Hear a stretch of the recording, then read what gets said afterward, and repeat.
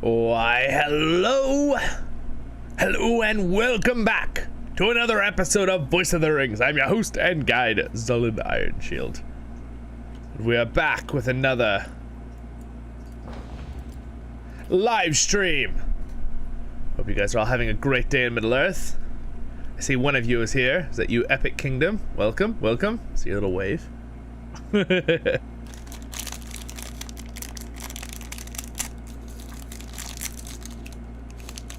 All right, connection looks good. I hope my sound sounds pretty good.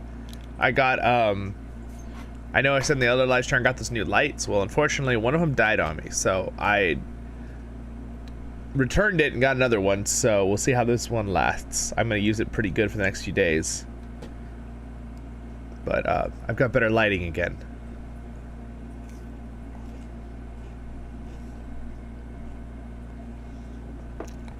I was putting together the light, that's why I'm a minute or two late.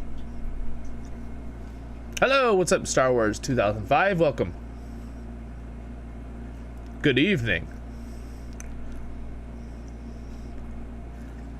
For me, it's almost good afternoon.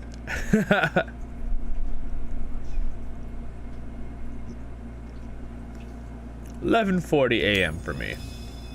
All right. So, we got some battling going on right here. I'm gonna join in the battle.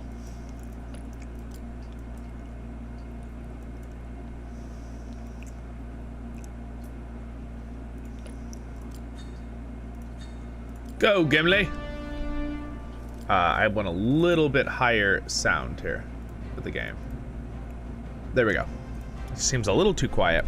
I do have my AC on. I hope that doesn't bother you guys, but I'm doing good. Thanks for asking.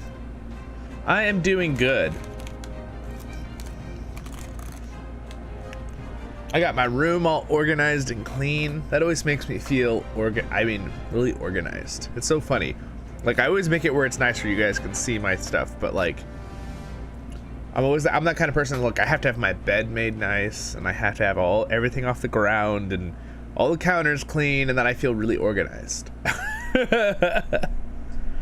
Maybe my cousins and friends were playing D&D the other night. My cousin does a campaign for us, and it's very fun campaign. I play a paladin, of course, a dwarven paladin named Zollin. Oh, big surprise. Well, I didn't do a whole lot that with the turns were taking long for other people, which is fine. I was enjoying listening, but I literally I repaired a light bulb in my room. I pruned my little plant. I cleaned the whole room. Just got all this stuff done during it. Well, I had my wireless headphones on because these are wired for my voiceovers and doing the channel. They work better with my really high quality microphone. All right, here we go. This guy got reinforcements. Now let's really see if reinforcements stand a chance against my Gimli.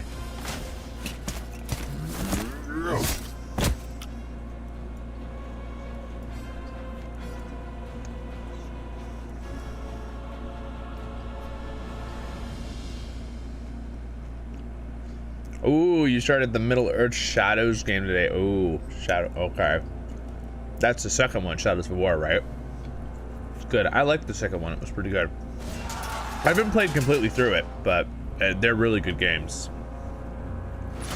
Yeah, that's what I thought. Nope, it's not giving me an updated report here. Is that the person I just killed? Because that would be, that's not him. Something is happening here. Public. Oh, there it is. It was Legolas. Gimli and Legolas were having a nice little sparring session. Gimli won. Pretty heavily, I might add. My combined forces did 297,000 damage. His did 153.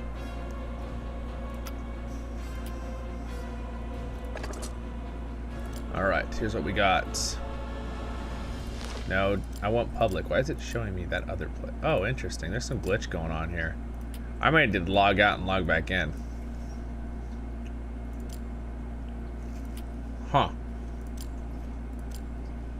It's being glitchy.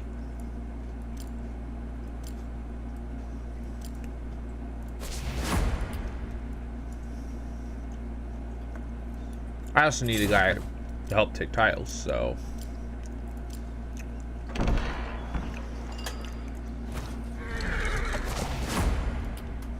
I'm gonna send this guy over to come take tiles because I'm gonna try to be stamina efficient as possible.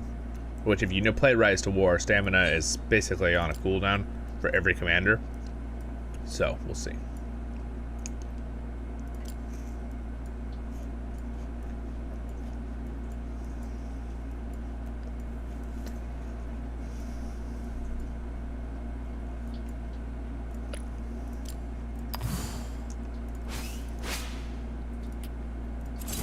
We need another one.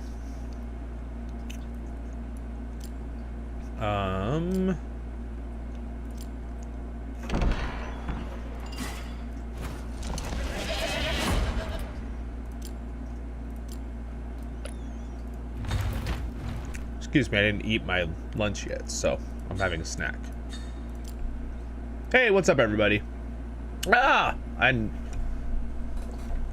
you say it's obviously not Nari. Is it Nauri Ironfoot? How do I say it? What's up, bro? We've been battling side by side this season.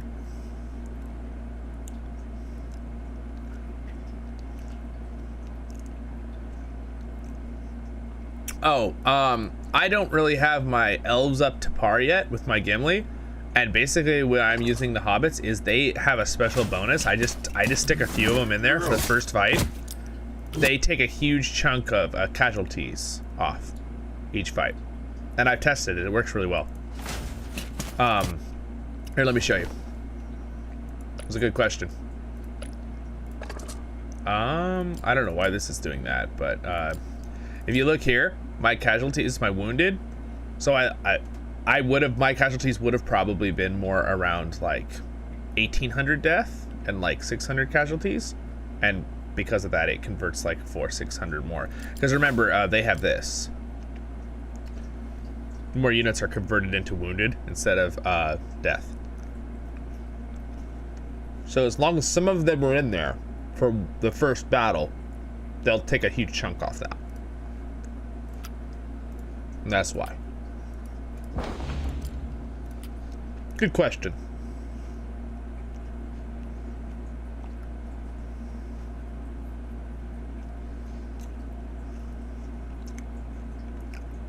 Like Narwhal. Okay. Okay. Nari. Okay. Ironfoot. Got it.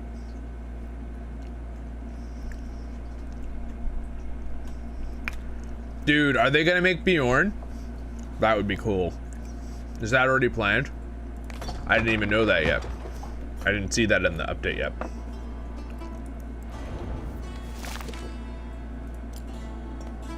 That would definitely be a good hero since Treebeard is in the mix here. I'm so close to getting Treebeard. I'm really close to Elrond too.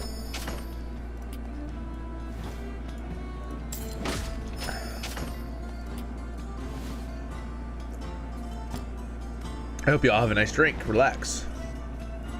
I definitely always like to have a good drink during my stream. The times I forget, I'm very sad. Let me mute my phone so it doesn't ring during the stream.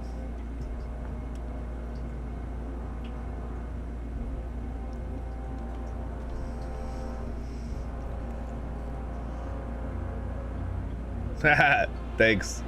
I appreciate it. Welcome, everybody.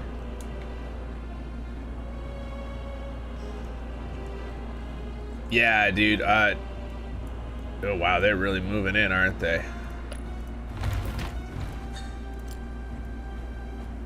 Oh, hopefully that guy can, hopefully he doesn't, he's probably gonna get that before I get there. Oh, well. Here's what we're gonna do. We're gonna just clean up some of these tiles right now. Yeah, the Bjorning is really awesome in Lord of the Rings Online. It really is. Again, one of the reasons I really like Rise to War is that it's just another style of a Lord of the Rings game. Like, again, I am kind of a sucker for if it's just Lord of the Rings, I like it. Now, granted, I actually like the playstyle of this when you have friends to play with in Rise to War. I don't think I'd play Rise to War if I didn't have a good group to play with of people. It's kind of needed to find a good group to play with. You could still enjoy it, but like if you really want to end game, be doing stuff and working with massive armies like this, yeah. Again, this is the battlefield right now. It's pretty crazy. It's basically east versus west going on here, with colors. Yeah, you can kind of see where all the battle zones are going up along the middle here. I'm not sure why there's a battle zone over here. Yeah, I'm not sure what's going on over here. I think we have a one sect of Linden elves who just decide to fight everything. Even though we're technically allies, Linden's been really good allies. They're up here work with us. All right, did Thorin get a hit here? Thorin did. All right, it was a... I think I won. No, wait. No. He barely beat me. Just barely. And that's because I'm a 3-level difference. Gosh, it was close. I lost 2,200 dwarves to death, and he lost 2,500 guys. So, but he did slightly more damage than me. That's pretty good, though. Still pretty good on his part. All right, I'm gonna start clearing tiles out here best I can. See, again, these Linden ones, even though they're red, those are our allies right now. So I just have to be careful what I attack here. Did I never send? Oh, I did send him. Good. All right, let's do. Let's get rid of these tiles here.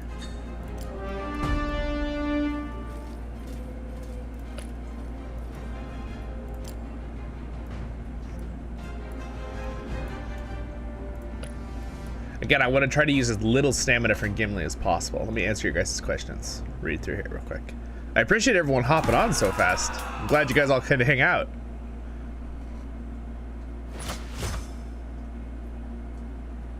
Do you have all dwarf commanders? Maybe. Yeah, I have all the dwarf commanders. They're pretty much all the ones I use. Dang, he's gonna get there before me. That's kind of where I pulled us back. All right, I'm going to reinforce this one. So here are all my commanders right now. Though at this time, since a lot of people are really high level players on this field up here, we have a lot of I guess you could call Erebor whales in this game. If you're not familiar with that term, I think most of you are in the chat. But there's like a certain couple terms. Whales mean they have really good equipment. They have all the best stuff. They're really high level hard players, and or they've just been playing a long time, so they've built up. And then also, like, some people will call me a whale. I call myself a dolphin because, like, as a joke, because I do have some good equipment and some good stuff, and like my Gimli is really, really good, but I don't have like 5-6 characters fully maxed out with gear and fully repped up. Like, I don't have that. I've spent a little bit of money on this game. Again, I do like this game because it's not completely pay to win feel, which I love, compared to other games that are like this. But there still is benefits to buying stuff, obviously. Anyway, it looks like I'm soundly pushing this front. Hopefully Gimli can wipe that. Have you played Rise to Mordor? Yes. Oh, yes. Lots. I have a couple 100 hours played in that game. I really like it. I finished, like, the original, I finished, like, 80% of it. I was a little bit, at the end, I forget what, something happened, and I was playing another game, so I got a little distracted. But, yes, it's a great game. In fact, during this stream, if you guys want to, we could flip over once I've gotten where I can't do anything else for a while, because... Excuse me, sorry. I ate that thing and it's giving me the hiccup. If I run out of stamina and stuff and troops over the next like 45 minutes playing this game, I might flip over. Maybe we could play some Rise to Mordor or something. Not Rise to Mordor, excuse me. Shadows of Mordor.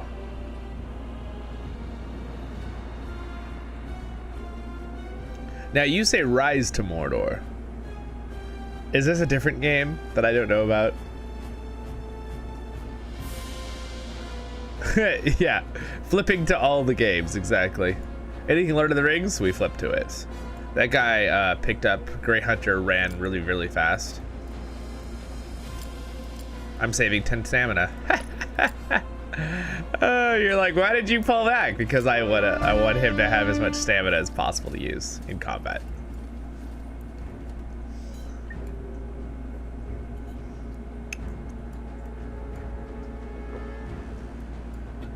And again, I'm trying to only use, by the way, let me show you my commanders now that I can focus.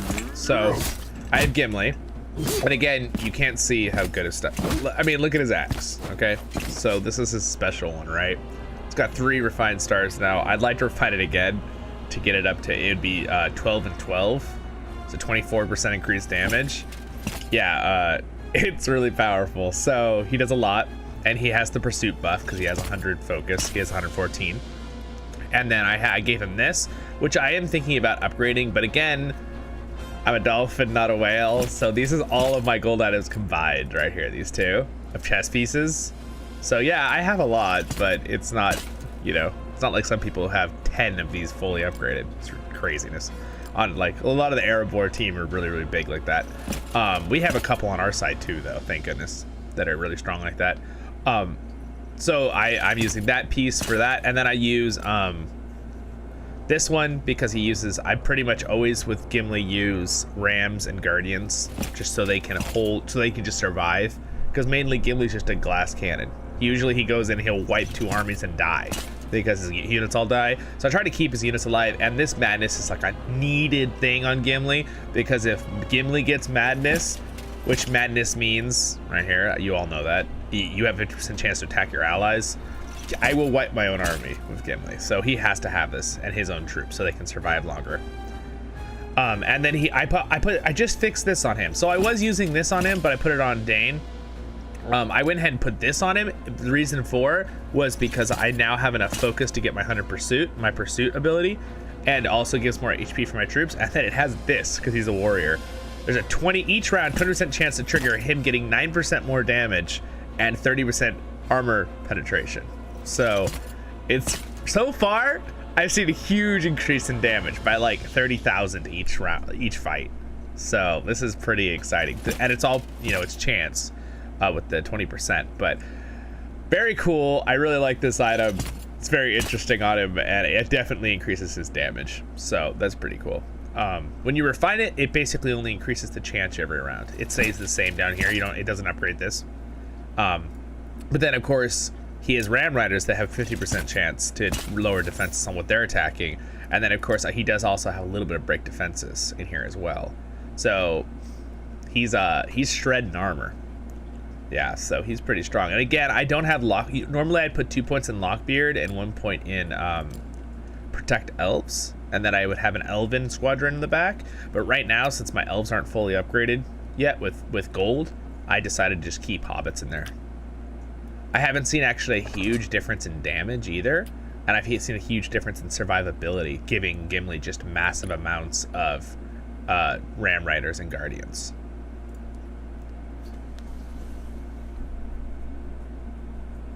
Still, where's Feely and Keely and Rise to War? Yeah, I don't know. Like, I hope at a certain point, maybe they don't want to go too many dwarves because they have so many dwarves already, but at a certain point I would think that all of the dwarves from The Hobbit would be in this game as heroes sooner or later.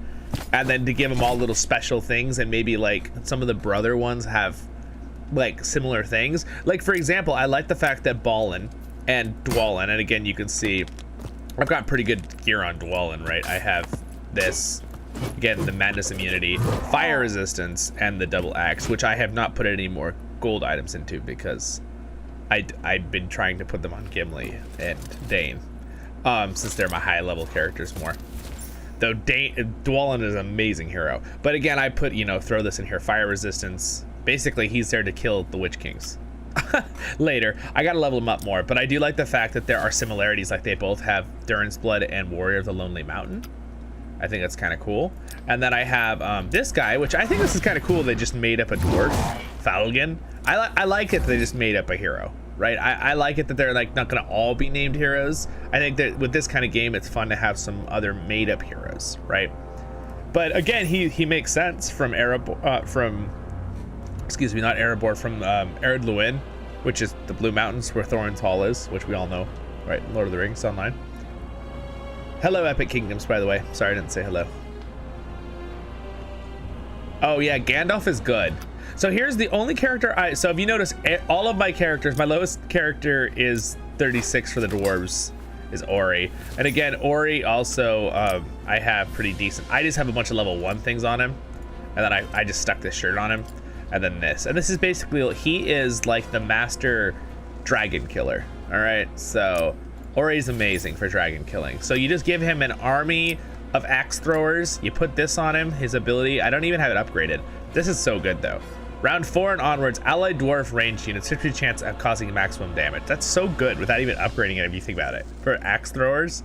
So you just put that on him. You give him all of these with the clerk, and then give him this one, and he is the dragon killer. So anyway, that's why he's there. And then you know, here's my Dane. My Dane's pretty good. I have the Axe of Khazad-dûm finally. I finally got it with Cleave, which is really, really good. And then I just gave him a generic. I took off the one, gave it to Gimli, switched, basically just gave this guy more might. And then he has this great helmet, which I also think about putting on Gimli, but I really think I need the madness immunity. So until I get a helmet that has madness immunity, which this one does have madness immunity, this gold one, but I don't really know if I want to switch all of these into that, because this iron bassinet is really good. And then I'm using the Erebor's Pride on Dane too. So he's got 410 might, so he's pretty strong. And then my Thorin is just, Thorin's a great character. I just have all of these full start items on him right here. All purple, but they're still, he's so good. And then my Gandalf the White I've been trying to use. He has all the rest of my items basically. He has this really awesome this. I gave him this with stun immunity. He's got some burn resistance. He's got a smite. And basically I'm just doing the build that I'm seeing everyone else doing. Oh, is that guy trying to get there before me? I don't think so. I don't think so, Grey Hunter. Okay, sorry.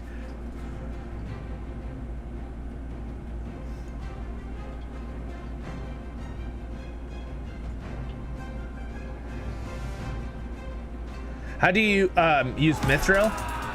Mithril is only for special unique items that you get for your heroes. So for example, this axe that is Gimli's special, you go to refine right here, and that's where you use Mithril.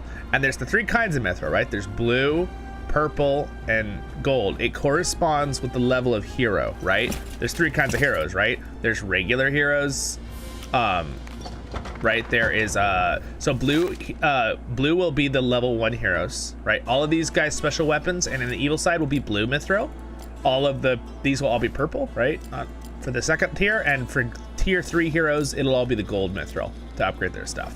And again, if you go in, you can see Gimli, go to their stats. Here's their special unique weapon, right? And you can see it ahead of time. Now you already have the character, you can see where you're at with it, right? So for example,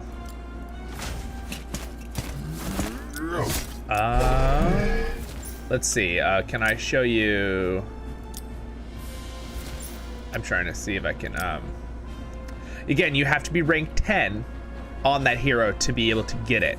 So here, I know how to show you. All right, so I'm gonna go to Gondor real quick because I know Gondor is one of the special places. So you need to know where the special task is. It'll say special task. You have to find it. You can just ask around. Awen's special task is Gondor. And basically you go to it, you say continue, and there's an event here. She has to be a high enough level and you have to kill it, and then you can get her special weapon. And you can also say reset. But she has, before you get to this part with the quest, she had a 3-part thing where she had to like train a certain amount of troops, do something else. It'll give you like 3 little quests. They're really easy to complete usually. And then you have to come and go to the place and do the special event. Gimli's is Moria. Like to get Balin's axe, which is where he gets it in the movies. That's where you get his axe, right? And again, he's already done it. I could say start, but I've already done it. And for some reason, it lets you try to fight it again if you wanted to, but I guess for the storyline. All right. I'm gonna clear out some more tiles here. Anyway, good question. I hope that helps though with the mithril.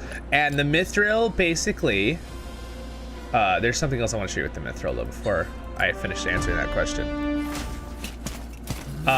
So for example, I can't refine this right now, but if I could, let's see, what can I show you that's not refined? Kind of hard because it doesn't let you show the next refine level unless you have more points in it, and I can't put another upgrade into it right now. It doubles from what I remember. So for example, the first refine was, I believe, 30 for the first one, and then it was 60 of these, and then no, excuse me, I think it was 60 for the first one, it was 120 for the, no, I'm sorry, excuse me, I was right. I believe it's 30, 60, 120, and then the next upgrade is still 120, and the last one will hopefully be 120 is my hope. Again, that is a lot of purple mithril. I've earned some of it. I have got a couple of them in the little Matham trading store, right? Because you can go in here and you can trade for gems and you have them or earn them right here. But again, these are expensive, so be careful with that, guys. You should do the math ahead. Like, are you willing to put that in every day for the reset 3 of those? Because that's a lot of gems. So.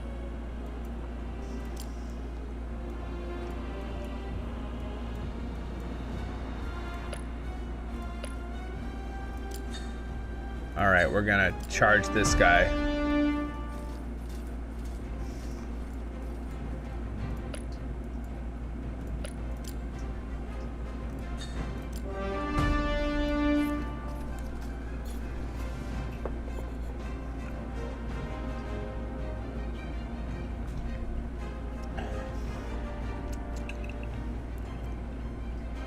Yeah. Yeah, I think Ori is kind of the ranged one, right, with his special weapon for the axe throwers.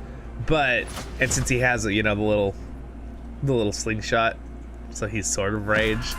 But yeah, I know what you're saying.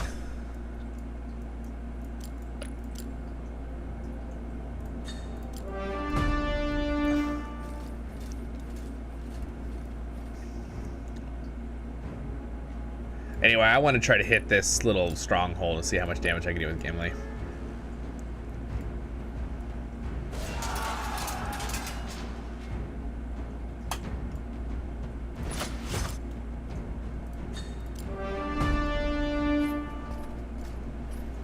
Hello, what's up?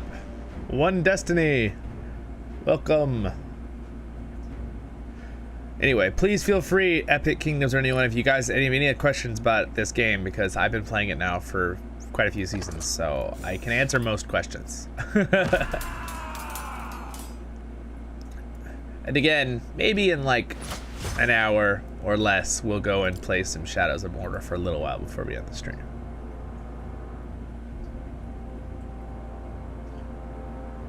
Ah, nice.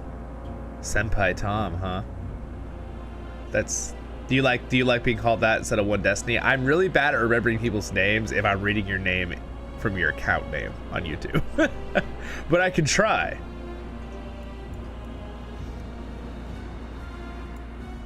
Hey, what's up? Oh no, that's not what I meant by answering all the questions. I don't know, that's a hard one. That's the age-old question, isn't it? I have some thoughts on the matter, but I don't think I want to go that deep.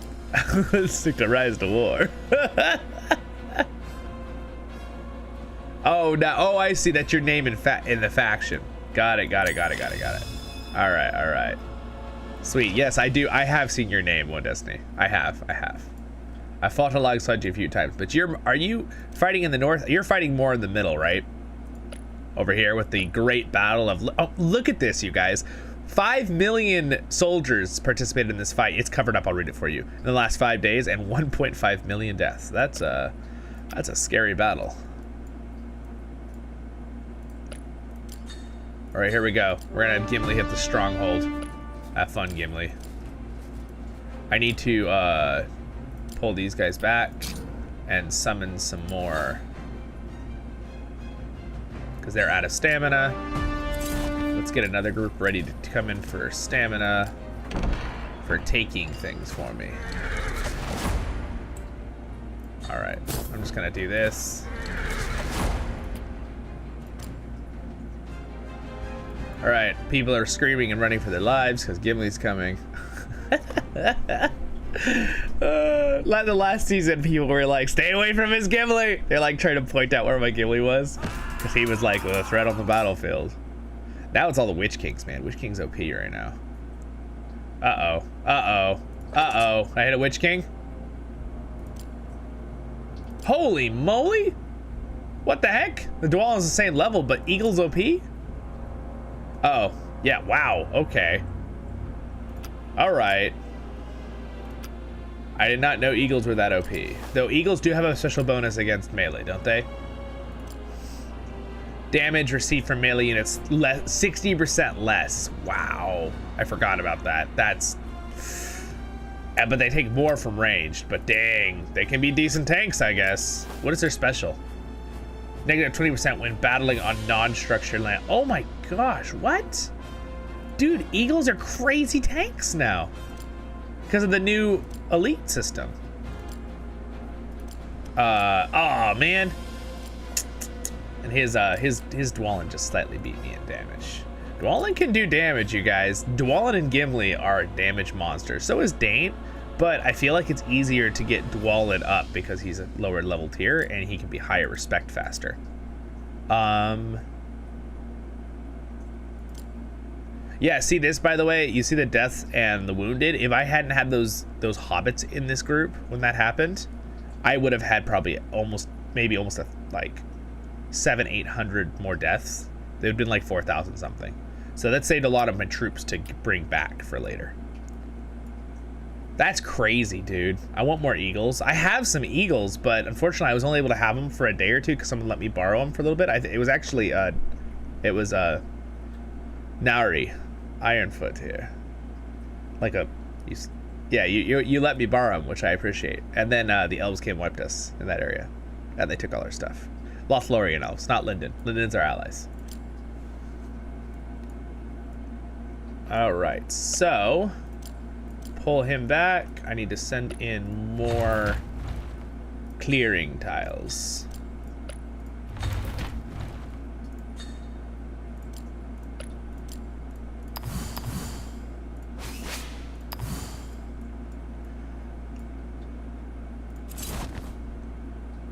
I think we'll send over, I might send over my my Dane. I need to upgrade. I need to get other people training. I need to get my other guys up above level 45, my other leaders. You're fighting at the tunnels. Yeah, that's what I thought. I saw you over there. I came over for a little bit, but I've kind of had to focus really hard up here because now we have a lot of people fighting up here, which is great, so we pushed. But me and a few other people were kind of being the main people here for like a week. And we were quite outnumbered. it was like 6 of us against like 12 of them. It was like 2 to 1. I need to clear out some of these lower tiles right here so that we have more room to press upwards.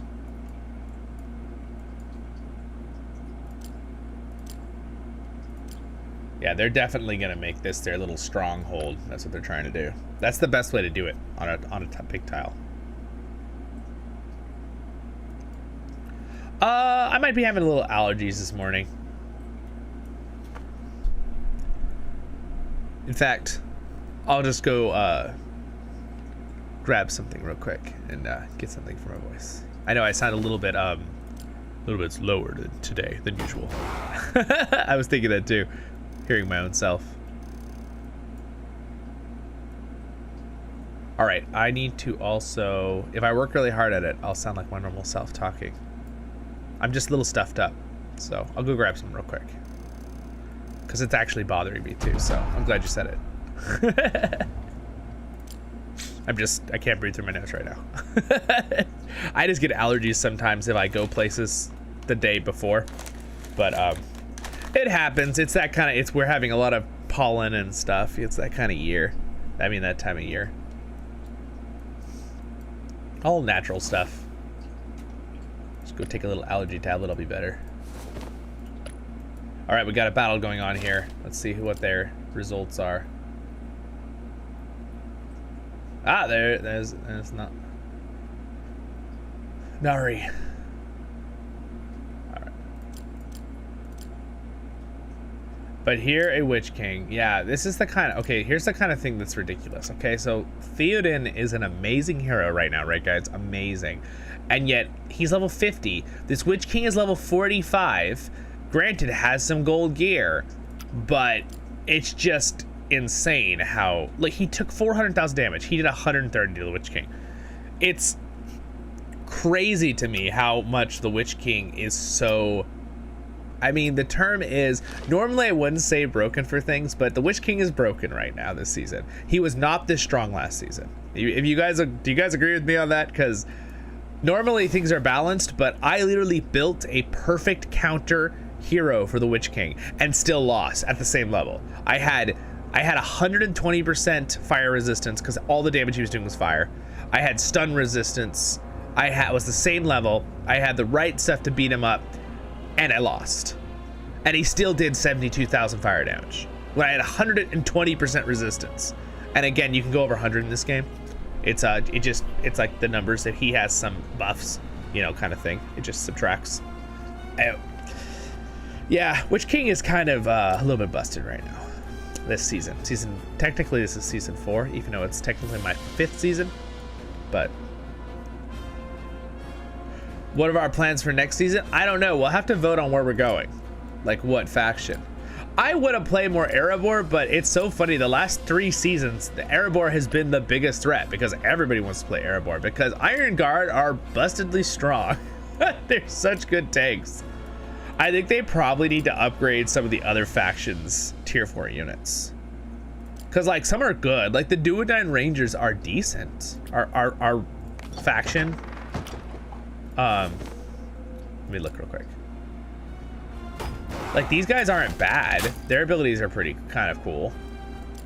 But like they're just, and they had decent damage. They're just not quite as strong as Iron Guards. They're just so good.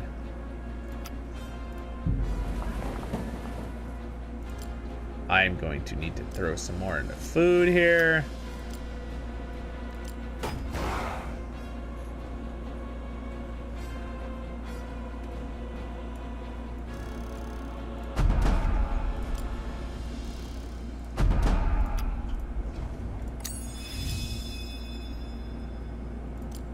All right, so I don't need all my, let me take units out of my other heroes that I'm not using right now. Like, Ballin. You don't need all these units. Either do you. I'm not using him right now.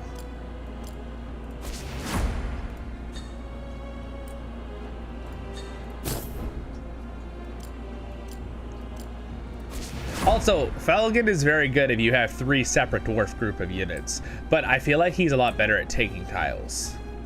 I have yet to get him really super strong himself.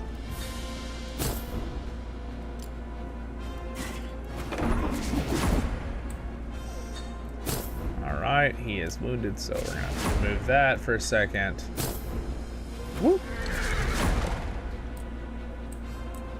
There we go, and I need some other heroes that just have room to send over troops.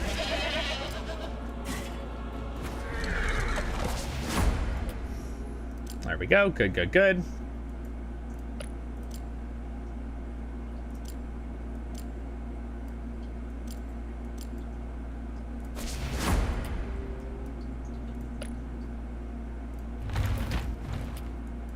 All right, let's start clearing. Woohoo! Clear! I have lots of room on tiles here too.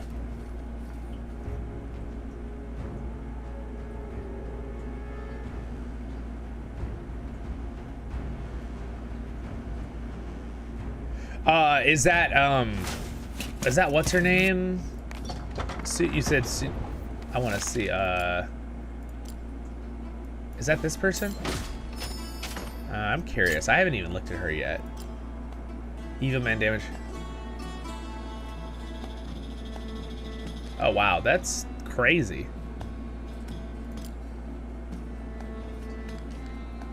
Okay, wow, she's just really tanky.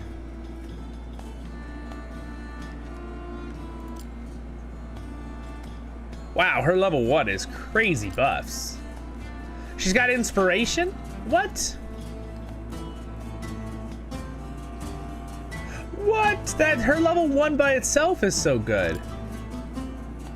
The Panther leader, that's kinda cool. We're going Black Panther, Marvel style.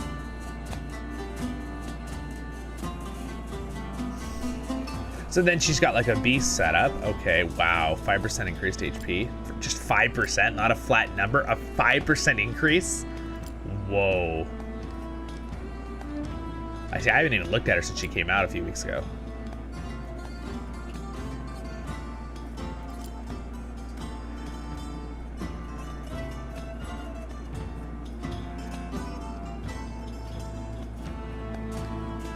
All allies, 20% chance to recover. What? That's, her buffs are just absolutely crazy. To inflict stun, so you have to stun immunity, like the Witch King.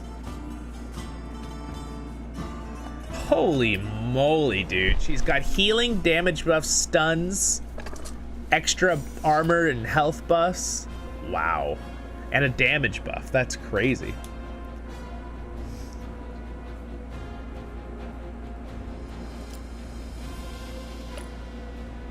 Are they over here? Well, they're not here, I guess.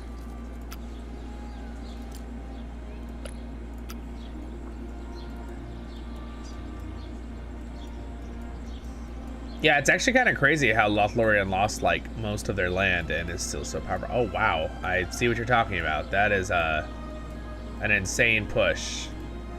That is very well organized. That is a lot of elves.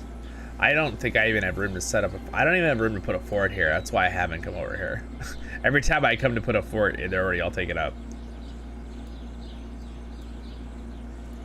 Oh my gosh, that is quite an attack. And again, I was talking to some people yesterday in the world chat, or this was only like 5 hours ago, and they're saying how you know, oh, it doesn't matter if one faction is attacking you, like small faction, it doesn't matter. And I was just like, I've lost so many. I'm like, that really does matter. If you have a faction that's just attacking you randomly in random spots when you're trying to find another big faction, even if you're about equal power.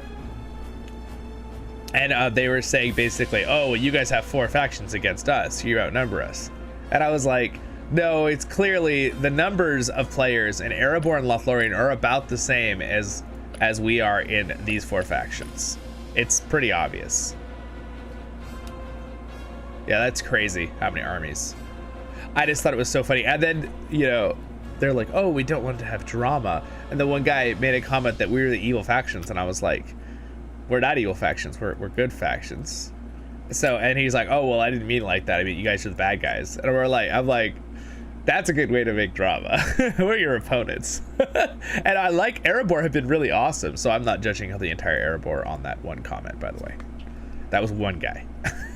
I think that happens too. One person makes some stupid comment that's a troublemaker from one faction in world chat, and then suddenly everyone thinks that's all of the view of the faction. It's like, that's not true.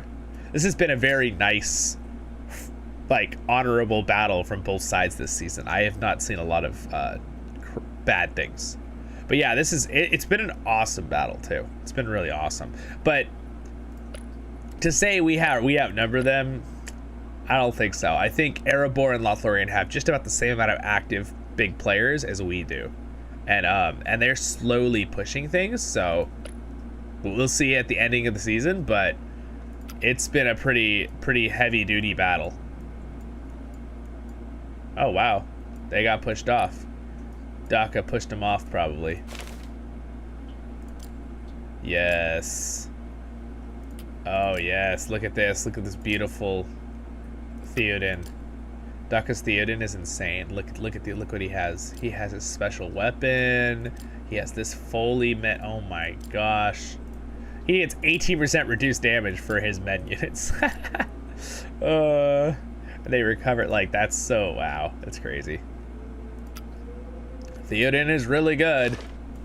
It makes me kind of want to go into him because he's like the meta, you know? It's hard not to want to just play Theoden because he's so strong. I've also thought like Theoden's kind of the meta, the Witch King. This guy, King of Aragorn the second, a King of Men is so good. Dane can be really, really powerful. I kind of want to put more into him, but I put so much into my Gimli. I just try to make him my best character. But it's just hard because sometimes there's these characters that are just meta, like the Witch King, that even if you build to counter them, they destroy you. So that probably needs a balancing still. And again, I'm not complaining. It's the game. That's how it goes. But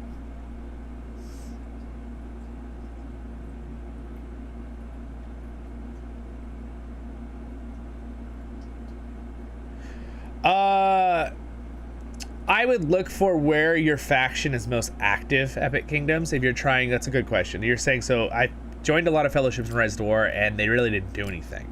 I would go ahead and look for the most active fellowship and see if they have room for one. Find who's actually at the front line doing stuff or pushing somewhere, and then try to join that fellowship. And of course, there's always the option this next season that you join our fellowship if you want to. Epic Kingdom.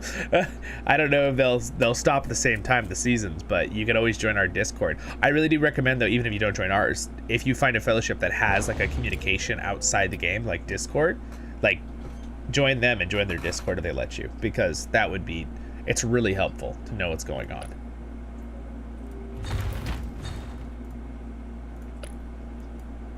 All right, I'm gonna move to here and help wipe that thing off the face of the earth. But I don't know if that would be my recommendation with that question though. I would just look around, keep building your forces up. The biggest thing is try to get as much, get your ring power up as fast as you can and as much tiles as you can, most efficiently as you can, because it's all about balance. You don't want to lose too many troops. You don't want to push it and go, well, I really want to get that higher level tile right now. So you use, and you kill 6,000 troops to get that higher level tile. Probably not really going to work out for you very good.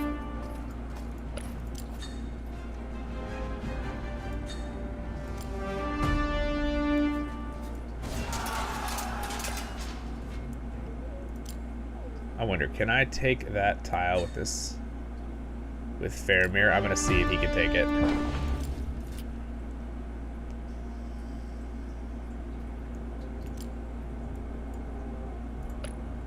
Yeah, that is absolutely crazy.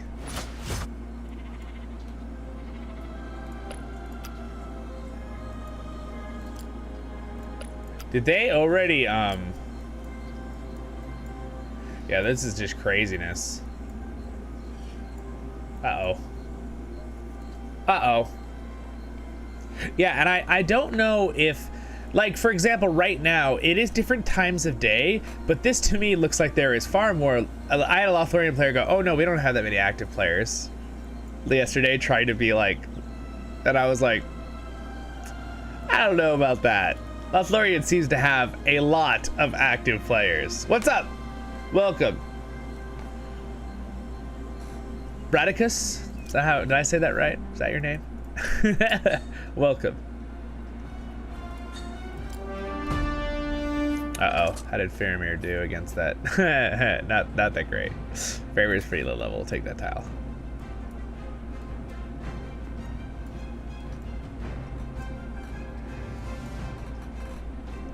All right, I'm gonna have Thorin go attack this.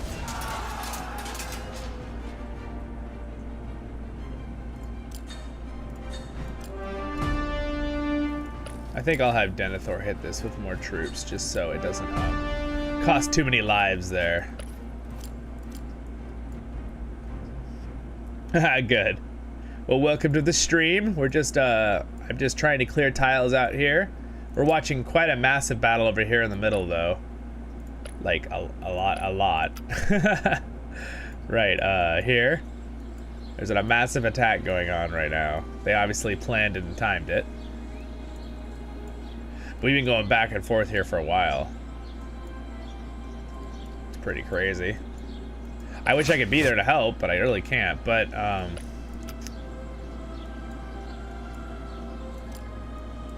and then we have battling going back and forth here. That's Lyndon. Those are our allies. Lyndon and Lothlorien are battling it out. And we now have our friends here. A lot of our other group from Fire are in the Vrangs. Is that how you say it? Vrangs? Is that correct? Or is that totally butchering it? I don't know. Their name is weird. I have yet to like figure out how to say that correctly every time. But they're taking a lot of Rohan because Rohan decided they didn't really want to ally with either of the big groups, which is fine. That's their choice. I'm not attacking Rohan. They can do whatever they want. But they were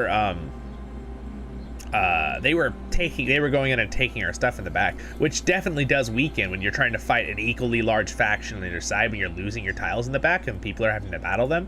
So anyway, we flipped around and they're taking Rohan's tiles. Rohan went and took Mordor's. Poor Mordor. You know, Mordor's one little place with a couple layers, and they just went and took their stuff. But I mean, that's fine. That's how it goes. All right. Again, whenever I say something on this, if you're in one of those factions, just know I'm not attacking anybody. It's a game. We're all having fun. It's how we can play however we want. It just, there is a lot of political negotiations that happen in this game when it's really on a huge scale like this, where it's basically world war, world risk, I should say.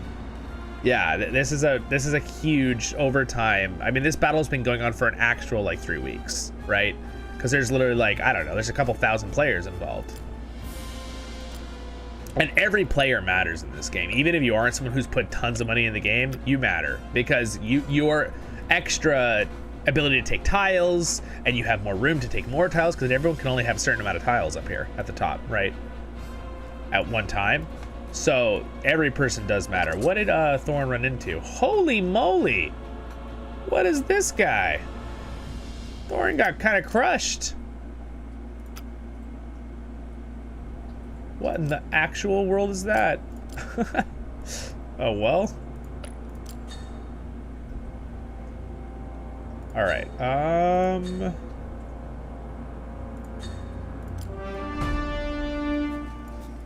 I might bring my Dane over here and test out my Dane a little bit.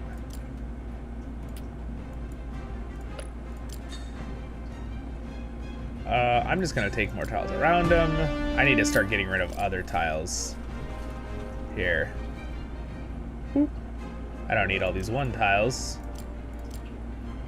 So that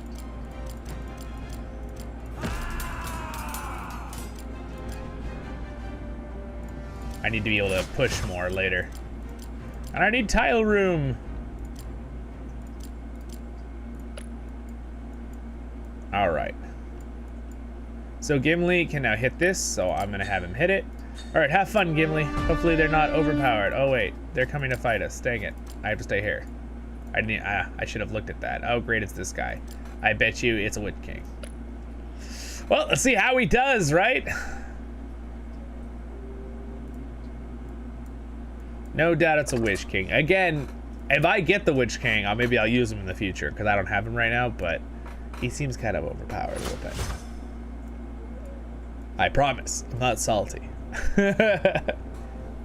It's rough when you counter a character and the counter doesn't work. I bet it was a Witch King. Oh, it wasn't. It was a Theoden. Well, again, Theoden in the meta, Witch King in the meta, and Sauron in the meta. They need a little bit of balancing with what's going on. I think it's because of the new upgrades to the horses, but I actually didn't do terrible. Horses are really powerful, and I did 181,000 and still killed 1,000 of his horses. So horses are just a lot more powerful than people, footmen on foot, just in general. And also he probably had, yeah, he has these all maxed up. Yep. These knights, I'm gonna probably use bow knights with my Gimli later on, once I get them a little higher upgraded. Well, I've lost a decent amount of troops there.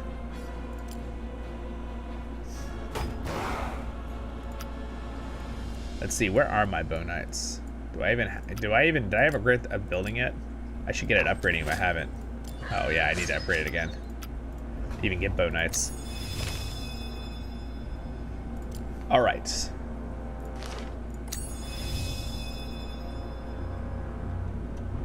Yeah, so this game is a much more, I would say, slow-paced game, but like you do have to get on occasionally to do stuff.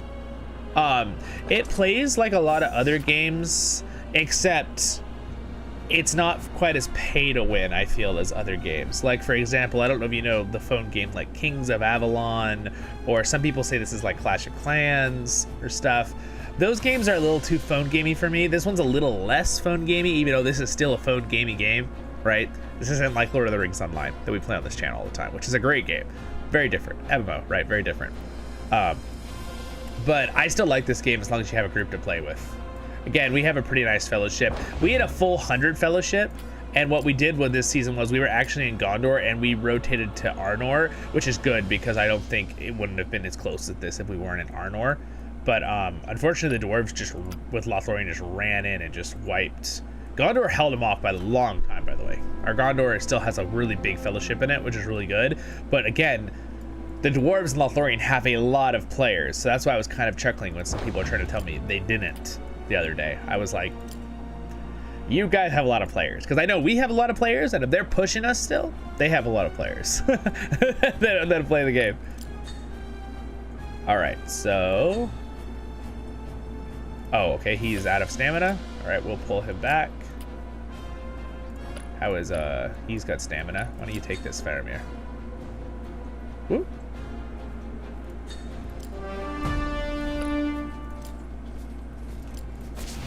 Reinforce.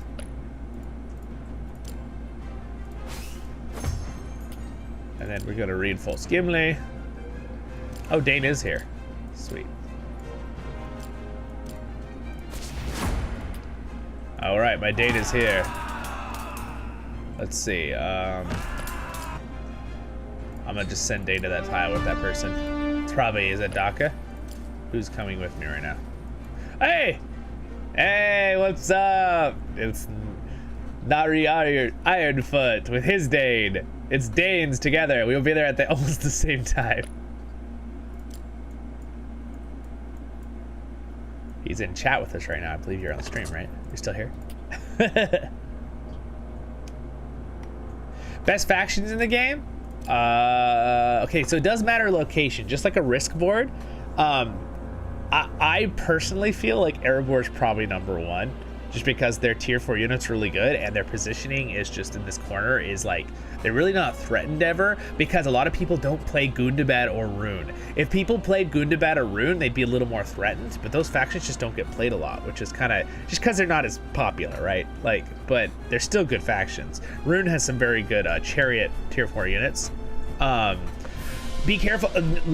Very few people ever play Isengard, because Isengard is directly in the center of everybody.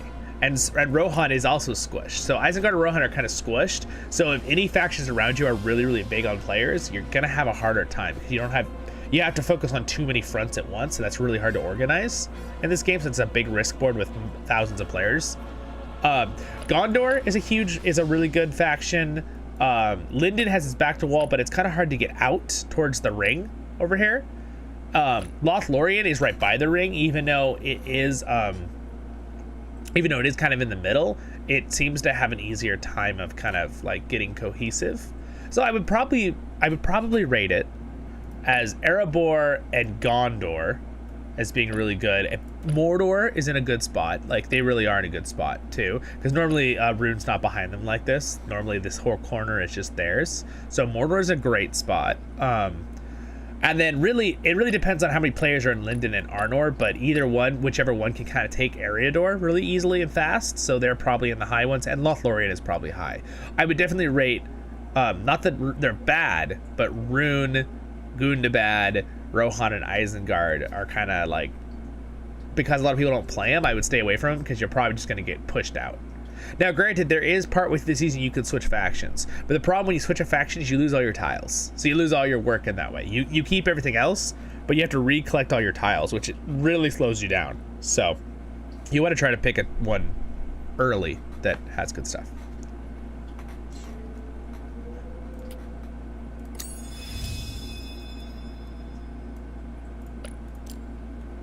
Let's see, does Faramir have more stamina? No, he's done. All right, so we're gonna summon back them because they're basically useless for the next few hours. It is nice to have several heroes. And again, this game is kind of like, you get on, to answer the one person that was watching us to see the game is like, Brackus, you get on, you play for an hour, you get off. You wait like 6 hours. You get back on, you play a little bit, right? You can play like 2 times a day, maybe 3 times a day. Now, with certain things, you can play more often than that if you're fighting. Thanks for subscribing, I appreciate it. But it really is helpful to that. It should update soon. If you just subscribed, it should update soon. It'll probably say during the stream here. Little thing will go ding. Give it a second though. The stream elements is a little bit delayed, I think, with getting the update from YouTube. Yeah. So anyway, it is a good game. I do like it. Again, if you're gonna say, do I like this game over Lotro, my MMO that we do so much on this channel with? No. I would always pick Lotro over it if I was gonna say which game is the game we keep in the world. But I still like this game. I like it better than any other phone style game I've played like this, and I've played like 3, and that weren't Lord of the Rings too, obviously. But all the other ones felt way too pay to win. I just didn't enjoy it. This one, I feel like I have put money into this one. Like in the last year and a half, I put over $100 at least into this game, but I haven't put in thousands like some people, and yet I still feel very competitive. Now, balance-wise, this season, the Witch King is too powerful. So when a character can wipe, I know I've said that, I promise, last time I'll say this. When a character can wipe your whole army when you're on par level and you're countering that character because you have the fire resistance and the stun resistance and all this stuff, and yet he can still one-shot your army before they can even hit back in round 1, that's too strong. Like, I understand if you're fully countered and that happens to you with your army, it's like, okay, well, that's how it goes, you got countered. But if you're the one countering them, you have 120% fire resistance, you have stun resistance for your whole army and commander, and then you get one shot by 72,000 fire damage and your army's just gone at the beginning. Yeah, that's that needs balancing. It'll probably come. They'll probably have a patch soon. The team seems to be pretty good with patching things. Unfortunately, we were repelled, our dwarves here. Let's see how we did. Oof. Didn't do so good. Didn't do so hot. I did 141,000, killed 1,500 of his guys, but what is this guy? He's got a good equipment, and he's level higher than me. Again, it's funny because a few seasons ago people were complaining about good heroes being too powerful, and now it's funny to me that most of the people that are whales are using all the evil heroes in the Nazgul because they have a lot of the madness and stuns and stuff, and now people are starting to complain, other people, not just me, other people are starting to complain that the evil heroes are too powerful. So I understand. They just need to try to get that fine line. They're working on it. That's like any game when you're updating and adding new stuff. I don't know if you play League of Legends, but that's always a thing in League of Legends, right? People are always complaining about a character, and then they nerf it, or if something's too weak and they buff it, and you're like, why did you buff that character? Didn't need a buff. So same thing. The commanders have to be balanced in this game. I do have a couple evil heroes too. I'm just not using them. I should probably try to use this guy. He's really good. He's got some really good counters to dwarves and elves and stuff. But again, most of the people I'm fighting right now are not using dwarves and elves. They're using evil heroes with orcs and alchemists, which are Isengard units.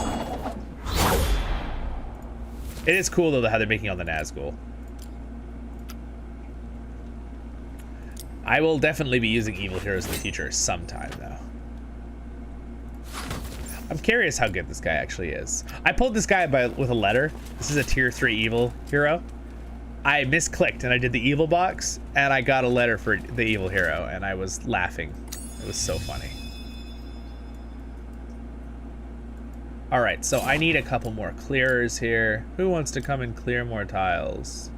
Oh, we have people ready, sweet. Come on down.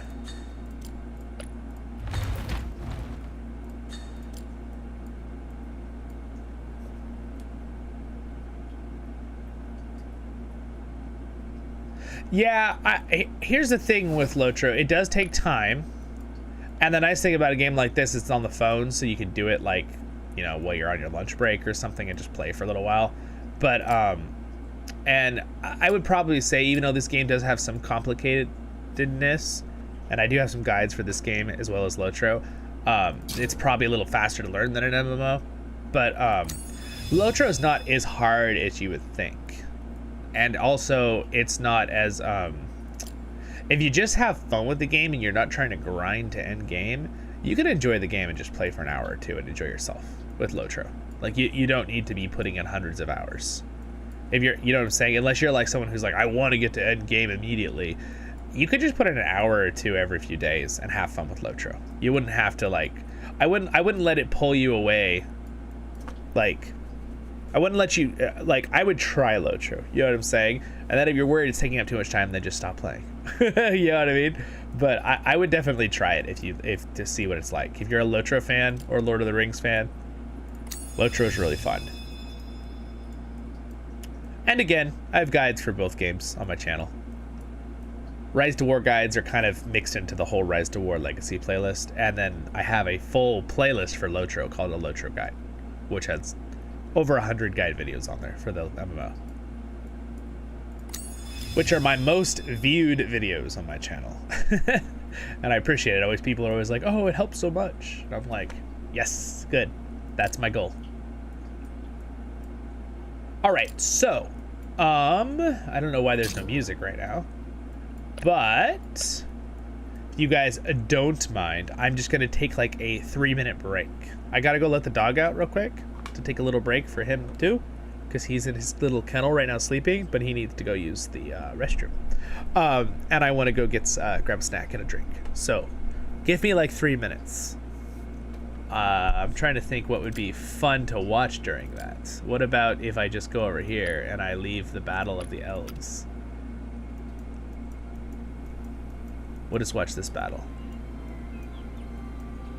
It's a little crazy. It definitely looks like the elves are winning. Now, sadly, there is something to do with times too, guys. So like when people are online, like, because a lot of groups will be from different parts of the world. So sometimes a big push will happen, and then, you know, in 4 hours, all of Arnor will push and wipe them and push back the other way. That's kind of how it works. So.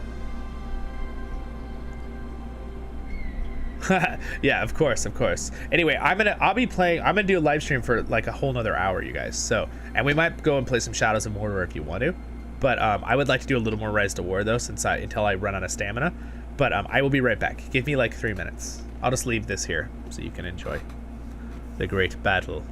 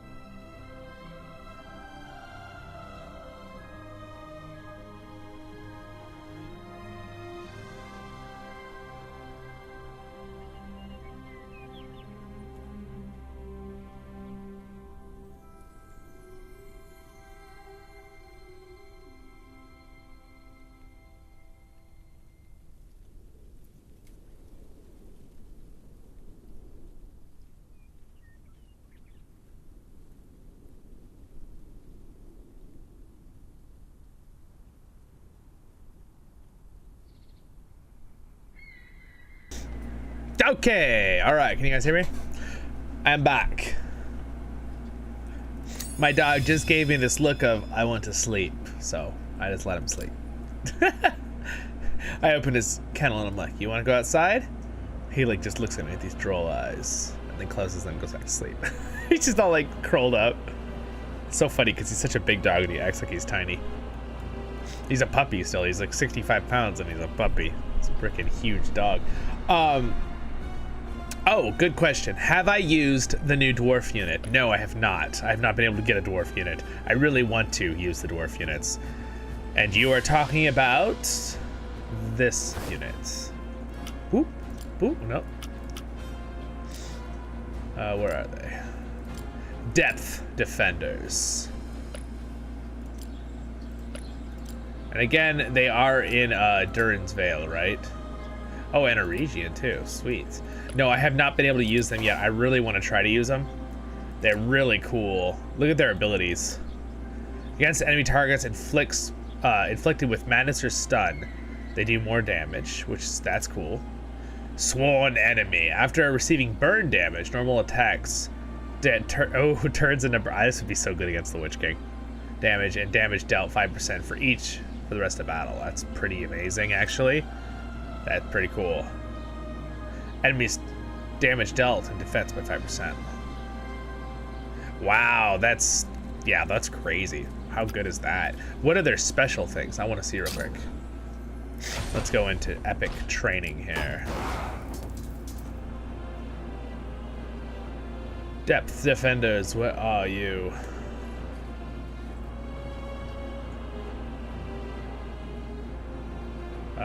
Why can't I see the depth defenders? Wait, are they a tier 2 unit? No, I must be missing them. Oh, there they are. Light armor, damage received from melee. Oh, wow, okay. Staggering blow.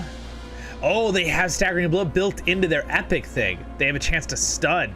That's the one that increases their damage. That's pretty cool. Or they against melee, they do more damage, and then they have their normal elite stuff. Wow, that's so cool. Man, I want to use them so bad. Thank you, thank you. Thank you for welcoming me back. I got a drink.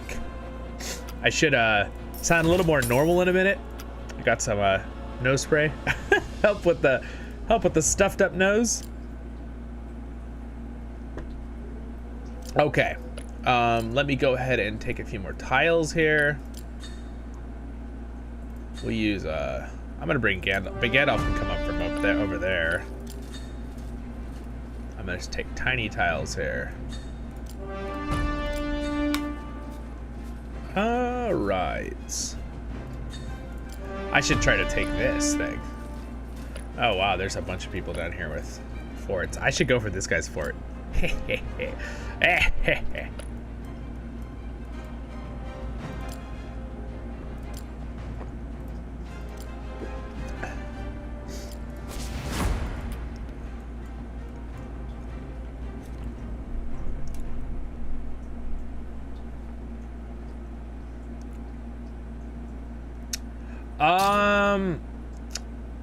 Oh yeah, I forgot. Can we build the special unit? Is that possible to build? I think you could build the other team's units. You can't build special units, can you? I'm curious. I'm gonna look. Because I know you can't build eagles. That'd be OP.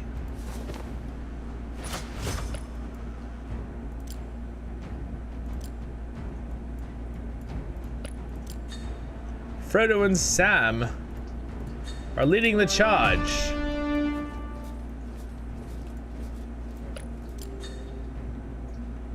All right.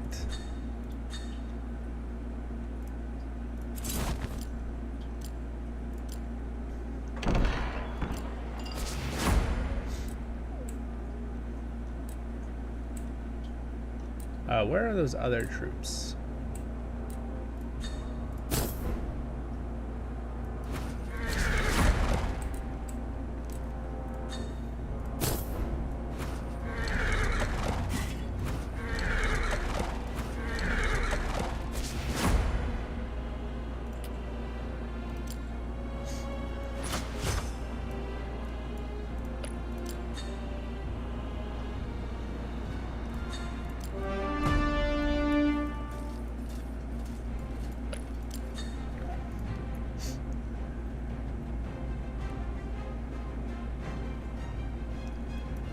Yeah, so I don't think you could, so normally we could recruit troops, right, with building a special thing. Oh, can you? Hold on a second. Interesting, so you can build, I was not aware of this, that you could build tier 2 troops. You could build a Wraith camp. Wait a second, if I upgrade my one thing more, can I build a higher tier unit? Hold on a second. Is this something that I just was not aware of? Is it from a...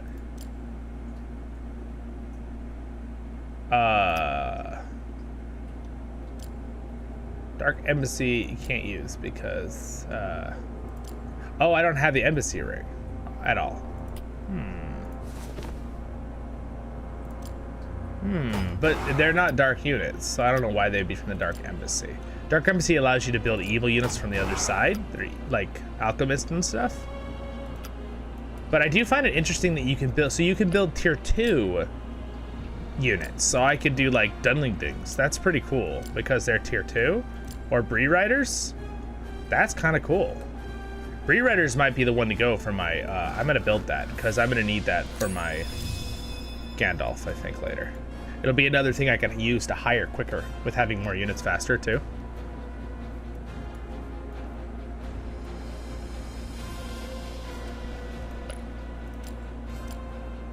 I'm gonna leave these so they have to clear them.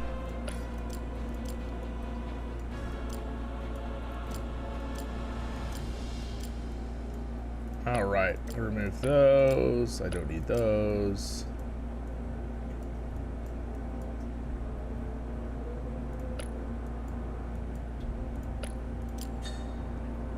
All right, I'm gonna path to that. Can Theoden take this? I'm curious. He's not very high level, but he's got a lot of troops.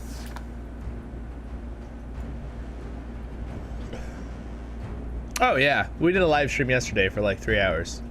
We had Lotro. I just did Rise to War today because I wanted to get some work in here to help our team. I mean, I'm happy to do a little Lotro after this too if you guys want me to. Or we could do Rise to Mordor. I like to make sure I do what I'm saying I'm doing with the stream title for a while, but I am happy to switch a little bit at the end. So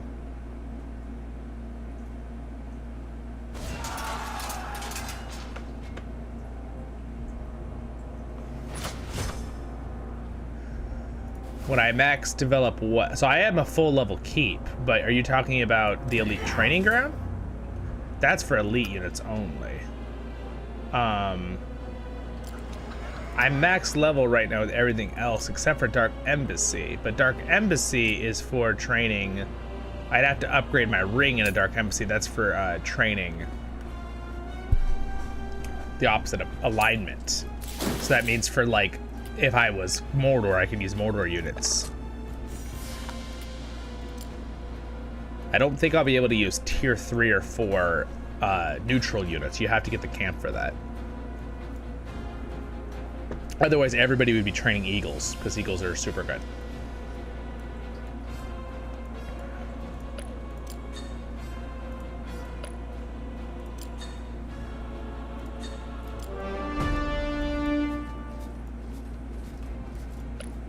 Oh good, Theoden was able to take that no problem.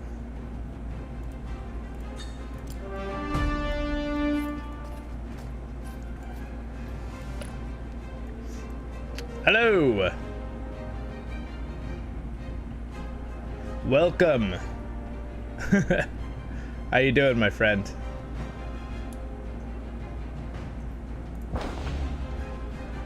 On Fellowship? Boosts? Buffs?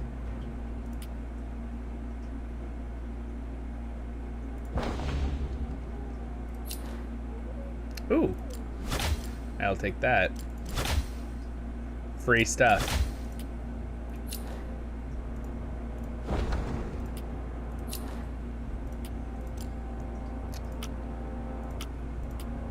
Those are our buffs.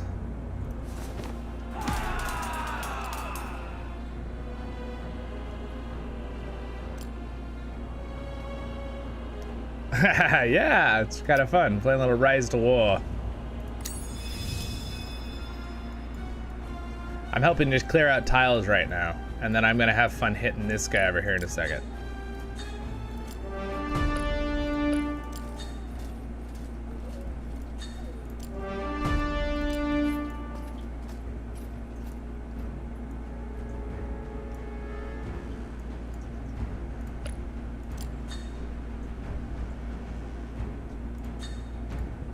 I gotta watch this and make sure they don't start going for it, because Theoden's gotta take it if they go for it.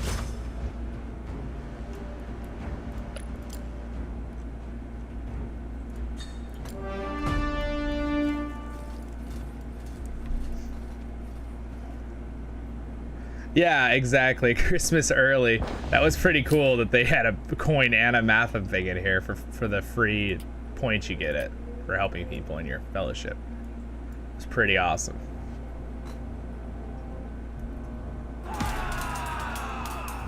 Well, I've done a decent amount of pushing. I'm taking tiles.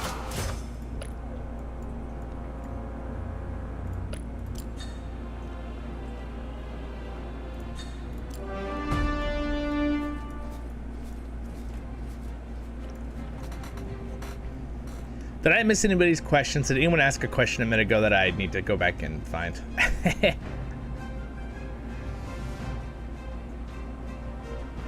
Oh, I see that you said the Theoden build is broken, season 5, which kinda it's season 5 right now. I apparently looked at the thing and it said we're in season 4, and that's because I found out that the War of the Ring campaign, if you did it, didn't count as a season.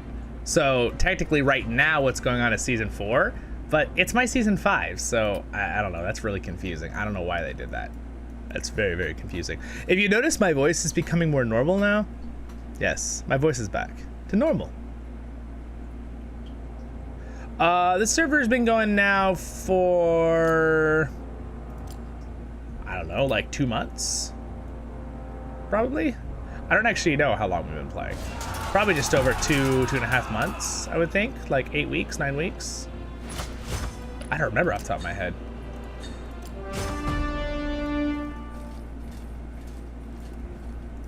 Alright, so I'm going to summon Sam and Frodo home because they are out of stamina.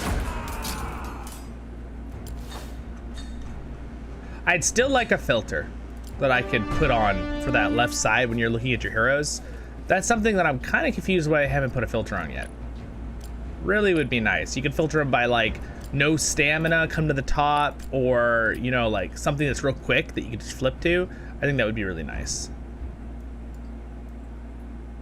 I don't think this guy is here. I'm hoping that it'll be a fun wipe for Gimli, as long as he doesn't have some crazy hero on the top. We'll see, won't we? Alright, so Theoden, take that one tile.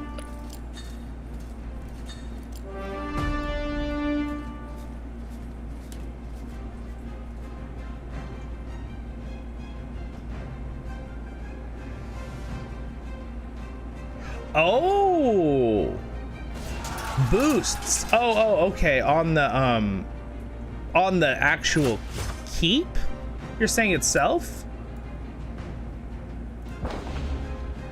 Oh, which one was it? On the Upper Anduin keep. If we own the Upper Anduin keep, we don't, sadly. But I see what you're saying. Oh, but that isn't that Rebuilding Glory or whatever? I don't think, is this a Rebuilding Glory? Can we rebuild stuff on this one? I don't think it is. I see what you're saying. Oh, okay. If someone has the upper, this one, Anduril Keep, if we can upgrade it, which I don't think we can this season, unless we may. You're saying that everyone can build eagles then. That's pretty cool. I wasn't aware of that with the upgrade system. Is that a newer thing? Did they like update the Rebuilding Glory campaign? Yeah, what are we doing right now? Like, I don't even know what I'm doing. I think it's just a normal battle season, but because I don't see the options to like upgrade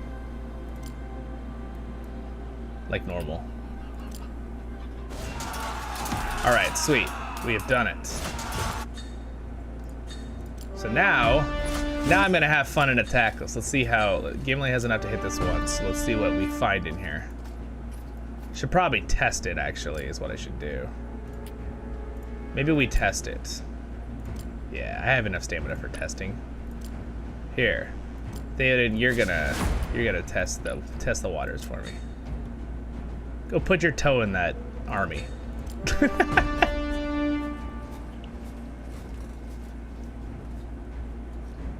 Yeah, it really is. And these are all the players who can act immediately when I do stuff. I like it that this game feels more like an actual risk game, because a lot of games are, you have your base and you build in your base, right? Where the base doesn't really matter that much in this game. Oh, level 35. Oh, have fun, Gimli. You have fun, my friend. But yeah, it's very interactive in the way that it's like you're fighting for actual tiles and there's actual battles and people are moving like right during it. I don't like the games always where you're just upgrading your base and then you go out and you like, you know, you kill some mob. That's all you do. This game has that where you can go sweep a mob or collect resources, but there's actual tiles on the field to take and fight over. I like that about this game. Other games are, you just battle each other forward and then that's it. And then you just, who wins, who gets the stuff. Usually the guy who paid more money in the game wins. That's not the case with Rise to War. Sometimes that's the case, but it's not nearly as much as other games. All right. So how did Gimli do here? Oh, there was a Theoden after it. He slaughtered this guy. He did great. 227,000, killed that guy. And then he did, well, I mean, he still slaughtered 1,000 horse guys for this Theoden, even though he had half an army. So I'm gonna still try to, I'm gonna pick away at this guy. So here we go. I'm gonna pick away at this guy. Go, go, go, go, get his stuff.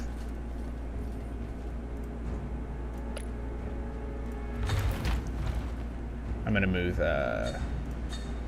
him down here.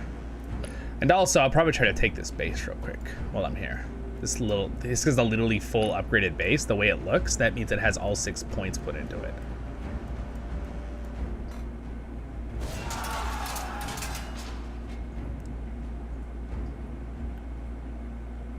So this one isn't the new season. This is like the generic fighting season. So this is like the original season. This one that we're playing right now. This is just a normal fight season. We tried the War of the Ring one. It wasn't very balanced. Everyone was on the good side and the bots weren't good enough to fight us, so. But the Rebuilding Glory is the one you're talking about, and that's a fun campaign too. I've done that twice. That was for regular seasons too.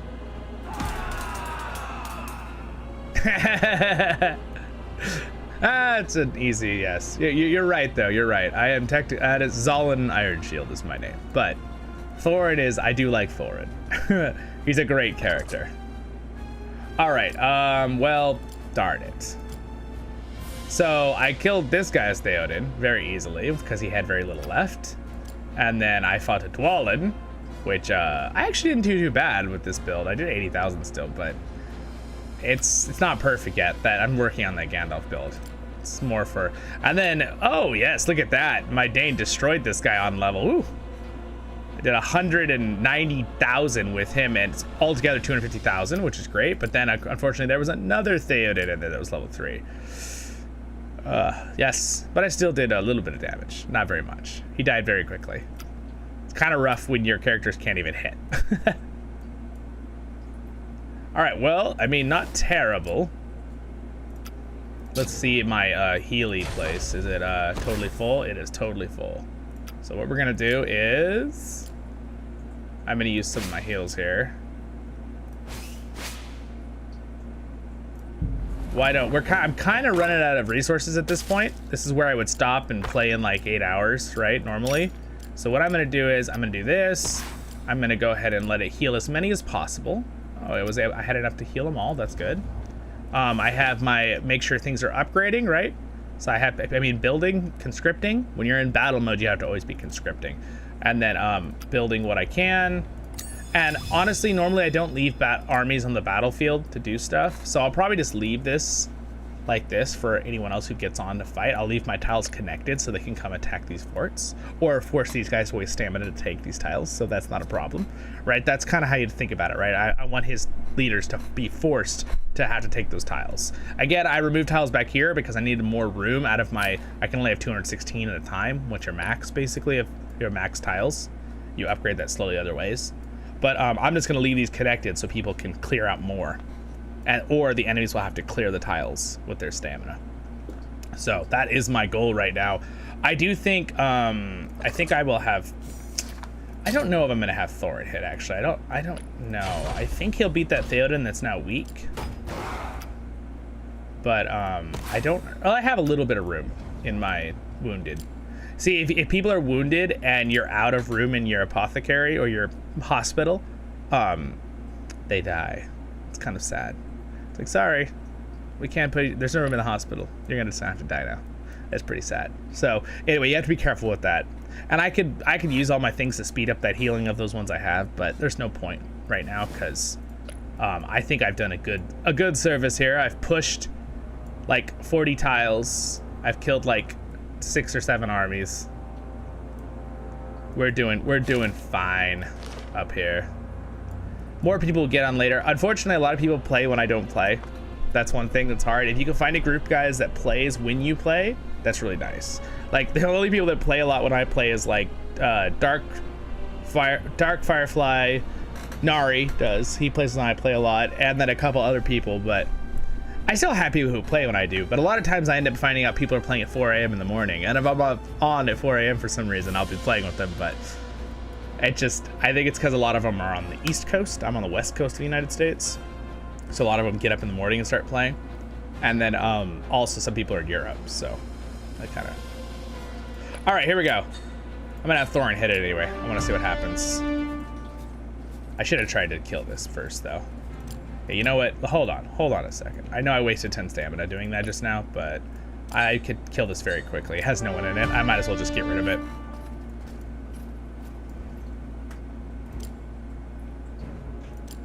All right, I'm gonna summon these guys back home. I'm gonna leave Gimli here with just no troops. He can't, if someone takes this, then they take it and he gets sent home. But then I can summon troops next time I get on.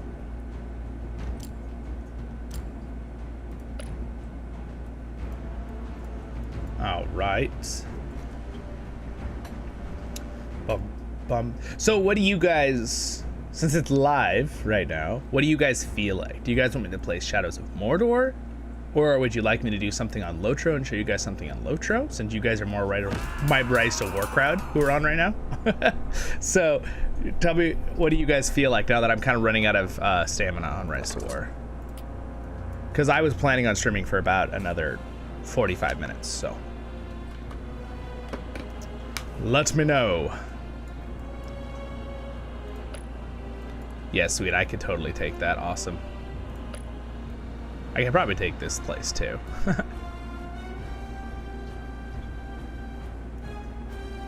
Bum bum ba-don. I like the music in Rise to War. I also like it that it doesn't get copyrighted on YouTube. That's great. That's the best part right there.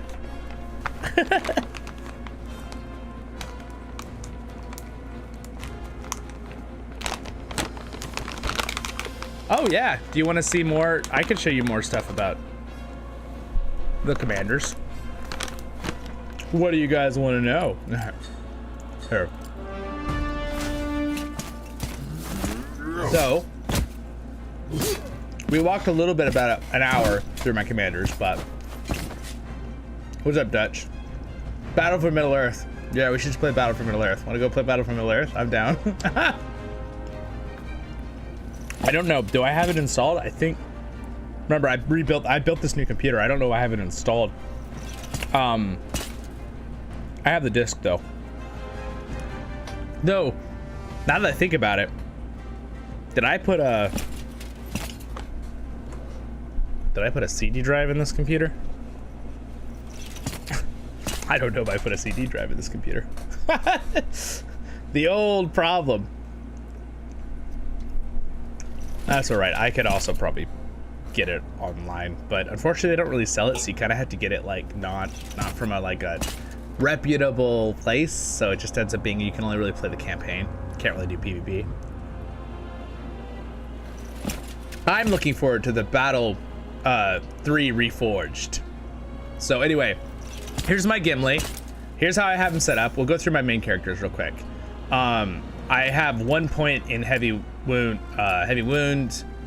and a couple points in break defense, a couple in Lord of the Glittering Caves, and then I just do full Durin's line, full experienced warrior. And normally, like I said, I would put 2 in this and 1 in protect elves if I had elves with my guys, but I don't. Yeah, my Gimli is, I'm having pretty fun. So here's my axe, which we already looked at. Make sure I pronounce that correctly so it doesn't sound weird. Yeah, so it's pretty cool. It's just his special weapon. I have 114 focus, so yes, he gets the pursuit all the time. Ignores the target's evasion, so any evasion doesn't matter. He hits anyway, and he gets basically he gets 16% increased damage from this. It gives 66 might, 3 attack. I want to refine it again where it'll be 12 and 12, which will be 24 increased damage percent. That's crazy, I know. And then I'm working on Durin's plate. Holy moly. What just happened? What? I don't know why my stream elements just decided to attack. There we go. I don't know why it deleted, just deleted your stuff, but I will undelete that. My stream elements freaked out apparently. Hold on, let me check something real quick. Yeah, 66 might. It's kind of insane, this axe. It's really, really good. Let me check something with my stream elements. I'm trying to balance it so it'll attack bots that spam our live streams, but I really don't like it when it tries to remove my actual community's comments. Hold on here. Cat protection, we'll leave that on. Link protection, emotes. Let's just do minimum.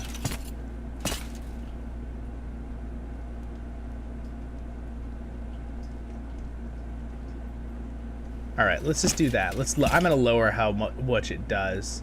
I'm sorry that you can see his stuff here though. Still, what he said. In YouTube, it like blocked things, but you can see it there. Yeah, it has 66 might. It's really, really strong. And then, oh, I didn't even realize it totally, oh, you started Erebor for the first time. I just saw that. Okay, wow, that's really good. Yeah, that's really fun. Yeah, so anyway, that's that. And then basically I use this helmet on Gimli, the horse helmet, which this helps his mounted ram riders. And it gives him a little bit of speed because Gimli is really lacking in the speed area for his army and himself.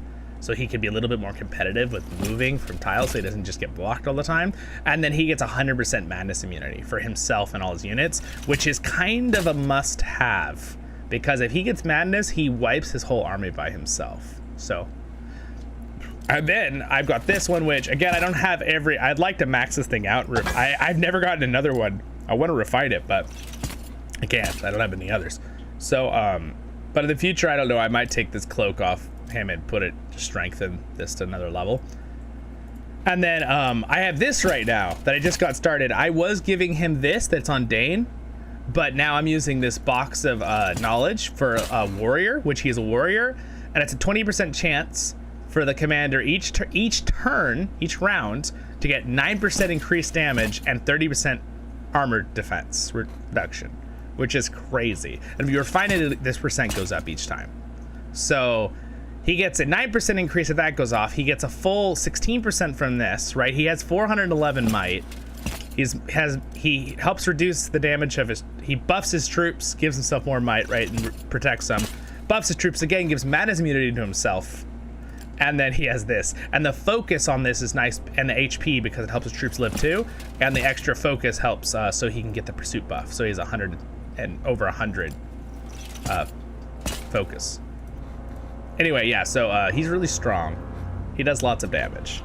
I have yet to find the perfect scenario though, where I can see his full damage dished out. I need a Mumakil camp, which are the far south, because Mumakils he loves to kill trolls and big units.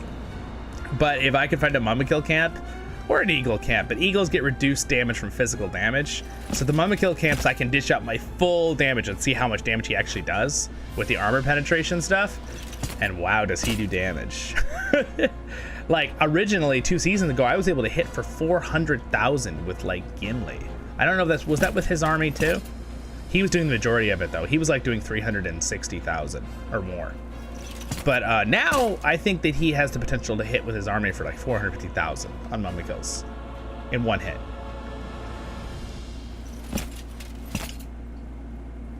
Yes, correct. Yeah, I was me and my friend Jethros were one of the first ones to kind of figure out that there's a thing about skilling that matters, is what you're talking about there.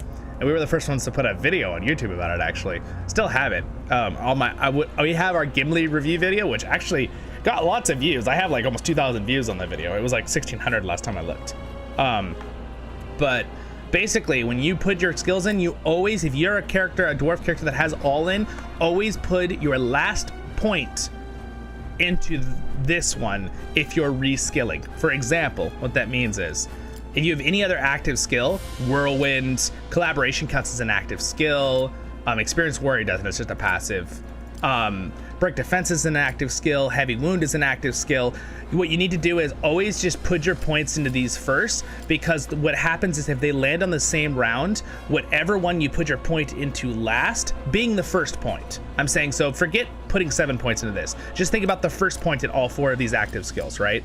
Whichever one you put in last will be the one that activates last in that round. So if you put the point in first on all in, what's going to happen is on any other thing that lands on round 3, which there's another one that lands. This one, Heavy Wound, lands on round 3.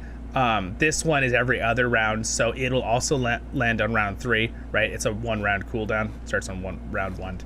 It goes over 1. But anyway, what happens is if all in is last, you lose this buff then by the next round, because he reduces his next damage for 50%, and you want that to be the end, because you don't want to reduce his next damage. You don't want this to go first and the next one to hit less. You want those to go first and this one to hit last in that round. If that makes sense. So yeah, Gimli's might is over. I have 411 might on Gimli right now. He needs 2 more levels, which means he's gonna get another 5, so he'll have 416. And then if I upgrade this to full and I upgrade this again, he'll have 420, 400 and I don't know, like 35 maybe, 440 might. I've never seen a character with that much might, so we'll see. That'll be kind of fun. But anyway, and then so that's my Gimli, and that's about the skill order thing, if you're curious about that. If you want to go watch my video later on Gimli that me and Jethros did, you can if you want, but that's basically how that works, kind of. Here's how I have my Dane set up. Again, we have a Dane guide video too. We need to go back and do some more of the new heroes, but I basically have him also set up as he does armor penetration, he buffs his dwarves, he has endurance blood damage. Again, this one put in last, and then vengeance in this to kind of activate his heavy wound, and these are to activate his axe ability. So he has the Axe of Khazad-dûm, which the cleave is amazing, and it's really good on him because he does a lot of normal attacks, especially because it's interesting because we found that vengeance and collaboration, it kind of acts as a physical auto attack, or collaboration does, I believe. Maybe, I'm not sure about vengeance now I think about it, but it's interesting. It's like a multi thing, which they don't explain. It's really annoying that they don't explain these things. I wish they would. But anyway, that's what me and Jethros have gone through and studied it, and we try to explain it on our videos. I think we explain it pretty well. Yeah.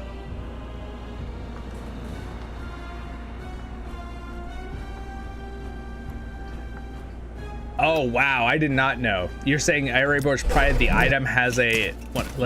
Okay, now I'm curious. I want to see it for myself. All right. Boop.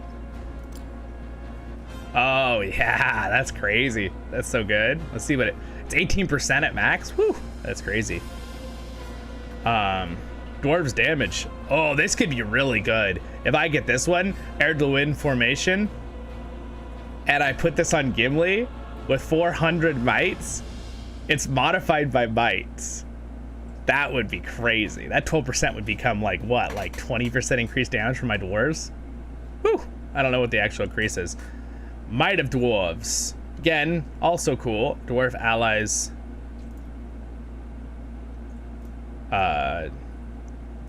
did it flat 12%. But dude, Arid Lewin formation is so much better than Might of Dwarves because it's affected by might. There's a modifier. Allied melee units recover. This is what I have right now. Second wind is also pretty good. But again, I just kind of stuck that right now on. So that is on my Dane. Dane also has this awesome helmet, which this helmet, I would put this on Gimli, but Gimli needs the madness immunity. He really does. Now I could just risk it because there hasn't been as many madness people, so maybe I could just put this on him since he's fighting the Witch King and just have more might. He'll lose speed though. He'll lose a lot of speed. He kind of needs the speed. I don't want my character to be too heavily weighted one way because then he'll just be useless. But still, great item. I really like it. There's some really good things for this one too. But then he's got area wars pride that Gimli did have, till I found that awesome warriors box. And then also, I just gave him a generic full scale mail with extra might, so he's got 410 might. He also scales up even better than Gimli with might per level. So in theory, he could have the most might out of any of my characters because he gets 2.7 per level when he levels up, which is really good. Anyway, so that's him. And then my Thorin is just basically, he's my tile taker, but right now I've put him into more damage. I got rid of, even though Revitalize is really good, I put him into more of a PvP fighter with his dwarves. And then he has Cutlass. His armies do more damage, gives him buffing his army basically, and then focus resistance, which is great. I have my fire resistance on Zollin because I was trying to counter Witch Kings to give him ridiculous amounts of fire resistance, and then again more might, more allied reduction buffs, and then again more stuff, buff spheres, all full maxed up purple items, but to buff him up right in his army. That's kind of my goal with him, to make him more PvP oriented. And then I've got my Gandalf the White that I was attempting to make a better Witch King counter, and if I level him up some more, he probably will become that. I have this on him. I could probably get a better one of these later. If I can get one, I'll switch it. There's a whole way to switch your items too, by the way, guys. And I have two videos, I think, on it. I have an updated one that I did more recently in the last 3 weeks that shows basically a real quick how do you flip your items, like your special ability on your item without losing anything. And it's not too difficult, but you can go watch the video if you're curious about it, but it's only a few minute video. It's the more recent one I did. But basically, to flip your special ability, you just you find whatever your new one is, you strengthen it once, then you take your item that has your ability that all your stuff in it, but it's the ability you want to switch from, right? And you refine the new one that has the new ability you want with that item. You refine it, and then it pulls everything out, and you're able to put everything in, and you don't lose anything. So it's kind of cool.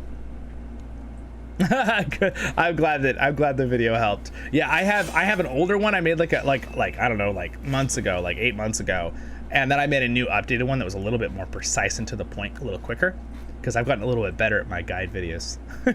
Now that I don't, not quite as much random talking, I noticed, but the old one's good too. I have a little more details on other things in the old one, but the new one was really right to the point of what you guys need to know. And then I got this on him, full maxed out, stun immunity, again, to fight the Witch King. And then some burn resistance, and then of course, with him, if you go into this tree and put this on, it's 50% reduction. So you got 60% reduction right now. I did try using the Arnor helm with knights, and just gave him knights to see how that would work, and that gave 60% reduction in that too. So he had 120% fire resistance. It didn't really do much. The knights couldn't do enough damage, and he couldn't do enough damage against the Witch King. But then I have my Dwalin, who has this axe, which is nice. It's just a great level. I'm not going to upgrade any more than this, but for now. But then he's got 50% fire resistance with this. He's got madness immunity with this, and he gets pursuit with this, and focus, because he does get focus bonus with his except I'm not using it right now. But musician's really good to buff his T. But right now I'm full damage, and I gave him Warrior of the Lonely Mountains. So he's got a full resistance of his fire resistance is 50 plus 50, so he's got 100% fire resistance right now. And then remember, the dwarves, the guardians, and the ram riders have a 20% bonus to fire resistance, which honestly I think one way to counter the Witch King is to just give them back 50% fire resistance. Now they nerfed that because I think it was a little OP at the time, But now that the Witch King and Alchemist are so OP, I don't think it would be as OP to have them have 50% fire resistance again. So, but again, he had 120%. He's a perfect counter. He's got 300 might, and he's still got annihilated. He took 72,000 damage. His troops round one before they could even hit from fire damage. And I was like, so 120% reduction. And again, this game, the percents are weird in this game because percents can go over, right? Like that kind of percent. It's not like an under 100% thing. You know what I'm saying? But yeah, he still took 72,000. His troops were just wiped. And I was like, all right, well, I got stun immunity, madness immunity, fire resistance, great damage to wipe his trolls, and yet I get destroyed and get nothing out of it. I was like, that is where I draw the line on something being OP. Like the Witch King.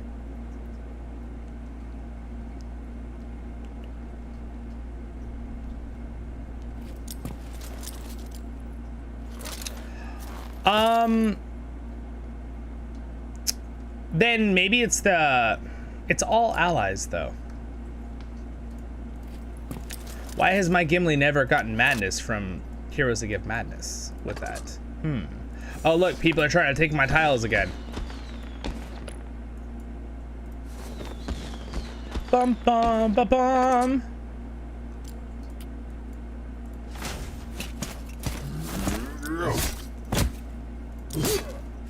Well, if that is the case, I might end up switching it later. But I did some tests and it said it gave it to Gimli. Unless they might have updated. Does it not give it to the commander anymore? Because I was almost 100% sure from 2 seasons ago when I tested it that it did say gave Gimli madness immunity. It said it in the thing, but maybe they changed it, which would kind of stink.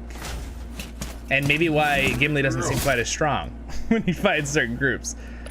Again, you can go through and read every detail of every battle, but it's a lot to do that every single fight. I do it usually when I'm studying to make something to try to figure out what killed me or what I lost. Where is my let's see.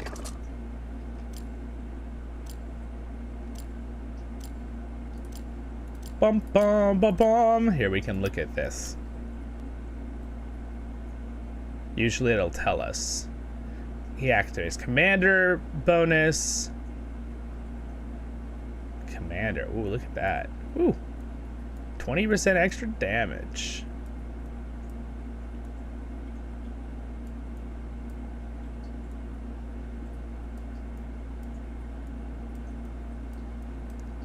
See, there's a lot of details in here. Like a lot. See, he gained pursuit. He activates lore, takes effect. Oh, it takes effect. That's pretty cool. Yeah, it doesn't say Gimli got the madness immunity before acting. Yeah, but you know what? I am almost 100% sure when I checked this 2 seasons ago that it did activate on Gimli, because that's the we practiced it over and over, me and my friend, and we were reading it said that. So I think they updated it. Well, that kind of stinks a little bit. Thank you for pointing that out though, because I was not aware of that update. That might be why I actually, now that I think about it, I think they changed the wording too. This word, because they did the apprentices and they updated a bunch of stuff. Well, in that case, maybe I'll give him the bassinet. Now again, it doesn't give immunity to. Does this one give? This one gives. This is kind of cool. This could be really good. Again, this is focus though, so it's like eh. Allied Commander, this one gives the madness to resistance to Allied Commander. So this could be a good one. And it also gives speed and focus. This could be a good one to start leveling up. So maybe I'll give Gimli this. Who knows? I'll think about it. Is it better to give him more defense and more might? Because I'm not sure how much this one will go up with might compared to this one. If this one really, no, excuse me, not that one, this one. I'd be curious how to see how much might this one stacks compared to this one finished. That could be a good little trick to figure out. Yeah, this is the one. This thing is really busted. But well, I mean, I have been fighting a lot of How many enemy heroes actually give madness to your commander? Is it just Sauron? Now I'm curious. Sorry, I'm gonna study this real fast. I don't want to bore you guys, but this is probably good learning for you guys too. Again, as much as I play this game a lot, always learning, and they're updating things all the time, because I am almost 100% sure that 2 seasons ago that helmet gave madness immunity to Gimli. So they probably updated and redid the terms on it, the words, and we're like, oh no, this is it. Here, have a fireball. Let's see, which one? Against enemy commander and units. Yeah, it is Sauron. The Ring of Terror. That's the one that's the big one. So if I'm fighting Saurons, but is Sauron the only one that is the issue with madness to heroes? Because he's the only one that I just stay away from Sauron, right? Let's look. 20% chance for himself to succumb to madness. Okay. 2 enemy units. That's not the hero. Affects all enemy units, but again, that's units. It's not the hero. Let's just double check. Against enemy commander, stun. Okay, so here's the big one. Maybe I should be thinking about...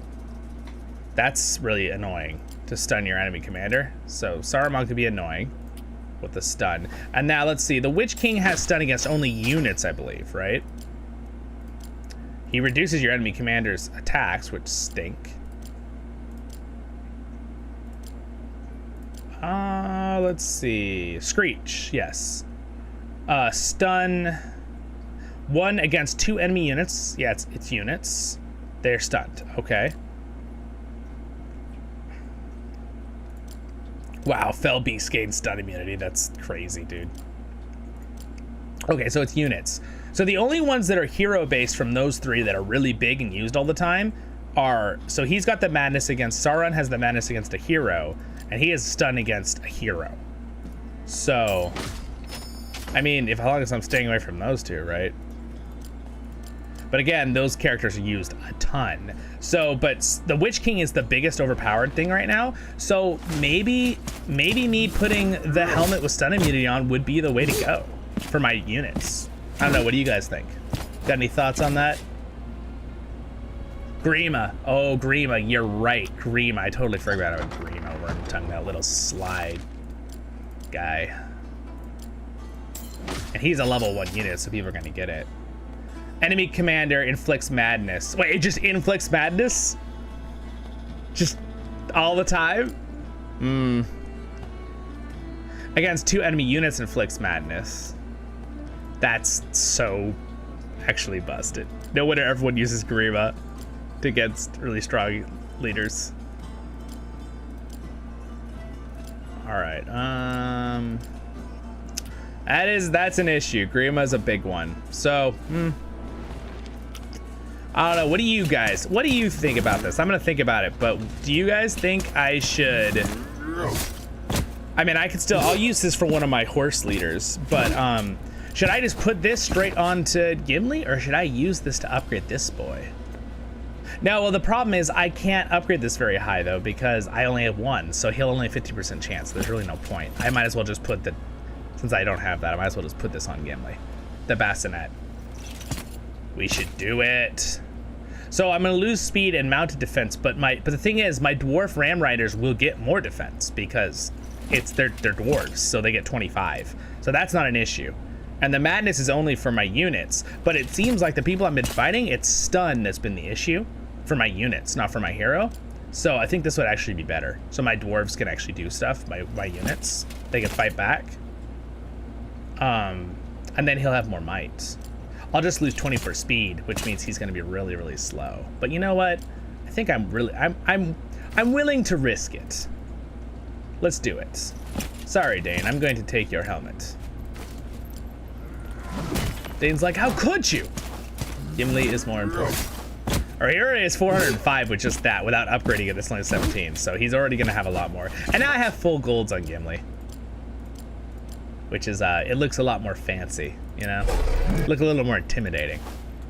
Let's see, what should I give? I guess I'll just go ahead and give him this, because he's still using the goats too, and give him a little more speed. I'll just let him use that for now. And then his units will have madness immunity, in case I do run into madness people. All right, I'm gonna go ahead and summon him back. Oh, see, I have more teammates there. Oh, they're attacking, but I also have more teammates that are coming. We have some Linden players.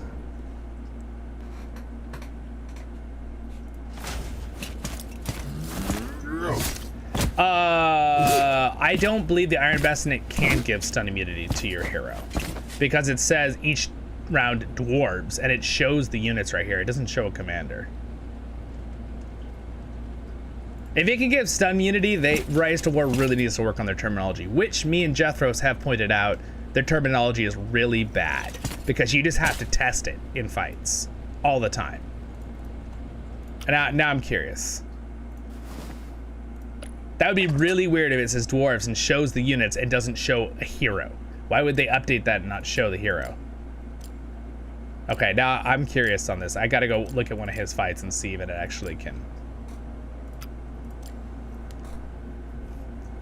Look for the Iron Bassinet. Resolve. Yeah, see, it doesn't. Resolve of dwarves. Oh no, wait, is this resolve of dwarves? Will grant stun immunity each round. Hold on, resolve of dwarves. Is that the helmet? Is that the ability on the helmet's name? It is. You're right. You're right, it does. That's really good to know, dude. I'm so glad you pointed that out. That is on Rise to War. That's really, really good that it gives stun immunity. So that means it will counter Saruman. If I fight Saruman, there's a chance for it to counter Saruman. Especially if I get that up to 100%, which it can with full upgrade. All right, well, I appreciate that. I appreciate you've helped me learn something there that I didn't know. And I also learned that, again, which I already knew this, Rise to War really needs to work on their terminologies. Because it's really annoying that they would show... They literally updated it to show this now in a parentheses, and you can click it and it'll show what units, and then it doesn't say somewhere on this little box, works on dwarf heroes. Like, why wouldn't they put that? Why don't they put at the bottom, like, or just have another block and show all the dwarf heroes that it can work on? You know what I mean? Like, they did that. They took the time to show what units it works on. Why wouldn't they show it works on? Oh, that's so frustrating. And then, of course, the other one's terminology. This one says all allies, which makes sense to be all allies in your group, including your leader, but it's only units. See, that's really silly. But I appreciate you saying that, because I learned something today. And I love to learn something about Rise to War. Again, Rise to War is constantly updating things too with that, because when they did the update, because I am almost 100% sure. I could go back and watch my other video, because I think I might have showed it. But the madness, the one said all allies before, it never said all allies. It said provides madness immunity, and I'm pretty sure in the thing it actually did say that it worked on the hero. It said gave madness immunity to Gimli. So they probably updated it when they updated the same thing with the words, the dwarves, and those are the kind of things that are like, I don't know. That's when I was being in charge of the team that thought about those things, like me and my friend who've been playing this game now since it started, we would have realized that and put that into the description. It's kind of like me and my cousin have this joke about League of Legends, so they do that too with skills. They won't tell you the details of what it does against certain things that are really important to know, and they're just assuming you're gonna have to test it and learn yourself. And it's like, then don't put a description at all.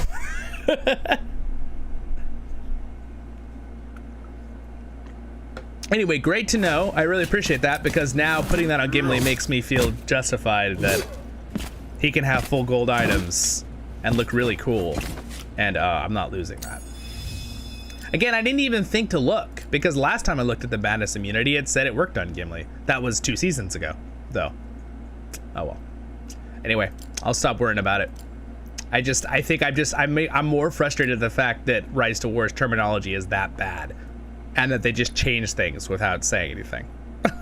Now, granted, they have an update letter, but who is really going to go and read through an update letter, which I don't think they usually put. They give you a little thing on the mail, on the information when they do an update, but I don't know if they give you a link to like go read the update letter. That would be nice. They should do that too. Right here, system. enclosed art. They gave you rewards, which is nice, but they should give you a little link to go and. Oh, actually, no. There is some. No, it does say stuff here, doesn't it? Display sold out items. It's more of updates on the game, though, right? It's not items. New tags. Yeah, this is updating the game itself, like the interface. This isn't data crunching. The buff and construction. But yeah, these are okay. Yeah, these are just quality of life things on the interface. All right. Well, what do you guys want to do now? Did you want to see more of my? Did you guys want to see some items? These are my items, by the way. These are like all my items. Again, my dwarves have their special items. This item is great on Ori, you guys. Round 4 and onwards, allied dwarf range units 50% chance of causing maximum damage each round. It's so good. He is the ultimate dragon killer. Like, out of all the characters in the game, send Ori, just give him all the healing things and give him the fire resistance and just send him in. And he will just destroy a dragon. Like, so fast. And he will lose, like, no troops. You'll lose, like, 5 axe throwers every round. It's crazy.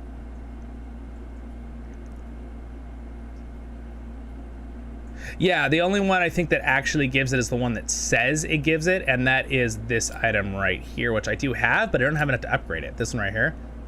The cast... this thing. Allied commander each round gets a madness immunity, but I don't have any refined points, so there's no point in using it. So I'm just gonna have to stay away from Grima Wormtongues and Saurons, or hope they're not using that in their build, which I don't know why they wouldn't, because it's really, really strong.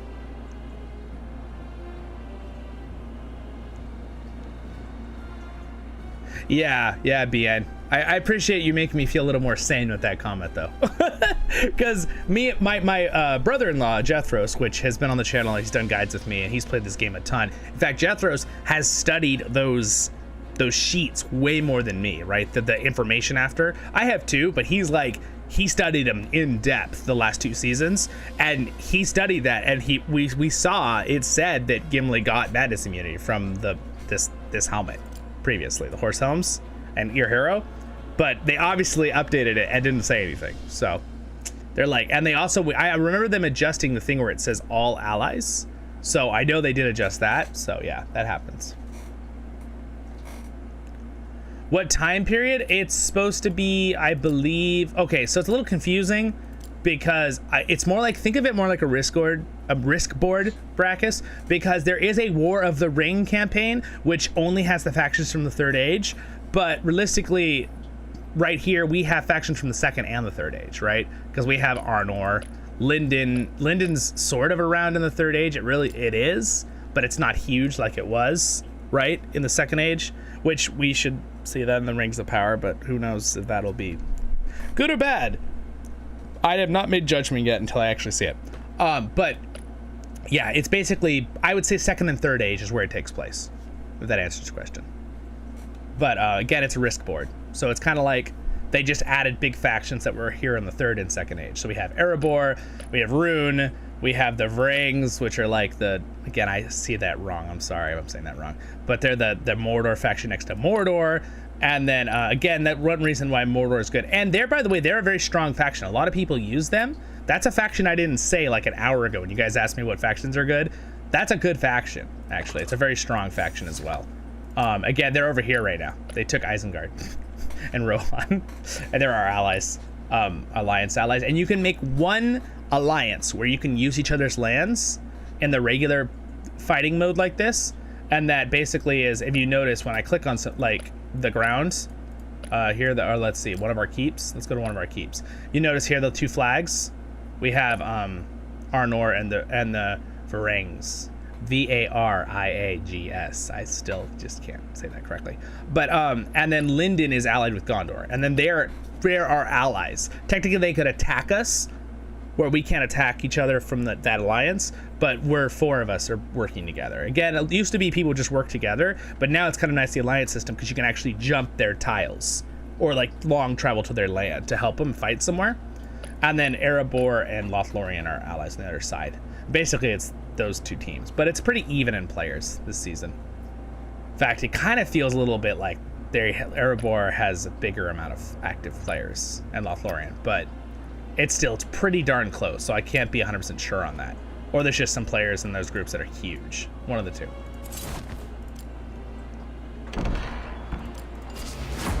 All right, so let's have Gimli attack a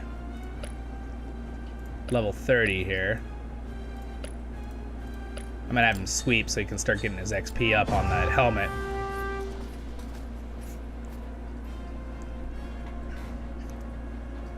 But anyway, you can see a lot of us over here. We're in a little spot that basically Veyron's here, Dark Firefly, a lot of these people that you see. Veyron has a very nice YouTube channel too, little shout out. He does Rise to War content as well. We did a little collaboration once, it was pretty fun. And then these are like, this is our main leader right now of our group. And so anyway, these are all our bases. We're all kind of over in this corner because we're able to launch attacks over the wall. It's the closest spot. And yet they can't get to us unless they go all the way around and down through here over this way, like this mountain range. Again, I did one video where I actually made a whole outline of all the passages of this whole bottom right of the map. It was so much work, but it's kind of fun to see it. But once you start playing, you kind of find where the actual passages are. You start learning where they are. Again, there's two passes over the mountain. There's the Gap of Rohan. One of the passes is Moria, one is the High Pass. These two passes. Then there's the pass over the top here that you can get through. Everything else, there's no way to get through. And then there's passes obviously through here, kind of like the big ones. There's a pass over here, and then the rivers, and then Osgiliath is a pass through this way, and then you got the mountains. There's a pass through here. It's kind of like the actual. The geography is very good in Rise to War, which is fun because the geography is already amazing from Tolkien. So to use it in Rise to War as a risk game makes it very fun, and they're pretty darn good with it. So, and you can hop around and see cool things like here's Moria. And again, really, it's just kind of the front of Moria, the Holland Gate with the water and the bridge. But once you take it, they assume you own the whole mountain.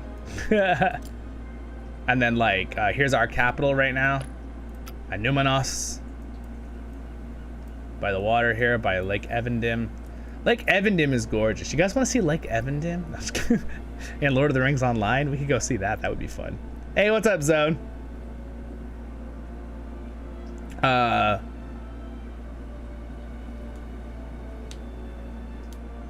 Yeah, BN, I think you're right. When the Rings of Power comes out, I absolutely know if they can get the rights to it. Now remember, Rings of Power is now, that'll be Amazon's rights. These guys have the rights to New Line Cinema stuff because this game is connected to New Line Cinema. So they have all Peter Jackson's rights or things, right? Now, granted, I'm sure there will be crossover and they'll ask for rights with certain things like, oh, we want to can we use your hero you made up, right? Or can we use, Gladria's already in this, right? Let's see. Gilgalad's already in this. What other? Elrond is in it. I'm trying to think what main character. They just added, of course. They just added this hero, right? Oh, well, open it again, please. Well, give me a moment here. We'll fix this.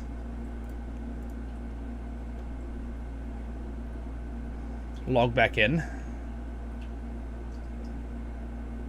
But I'm trying to think. There are a lot of fill-in characters that they put into the Rings of Power, which some people are worried about. But I mean, I think they had to do some because there's only so many main characters, elf-wise, that were alive, or dwarves, or humans during this part of the story.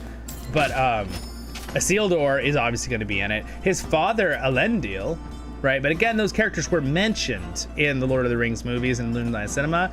But as you can see, this guy doesn't look like the really the version of the one from Peter Jackson's movies in the So, in fact, I don't know. He might look more like the actor that they're using for the Amazon Prime series. So we'll see. But maybe they'll try to use some of the characters they make up for that, right? In that. Oh gosh, as long as it's not the made-up hobbits. Hey!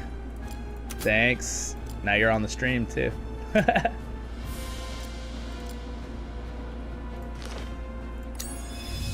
Anyway, so I'm excited to see this. When I upgrade this helmet, it's gonna add another, like, what?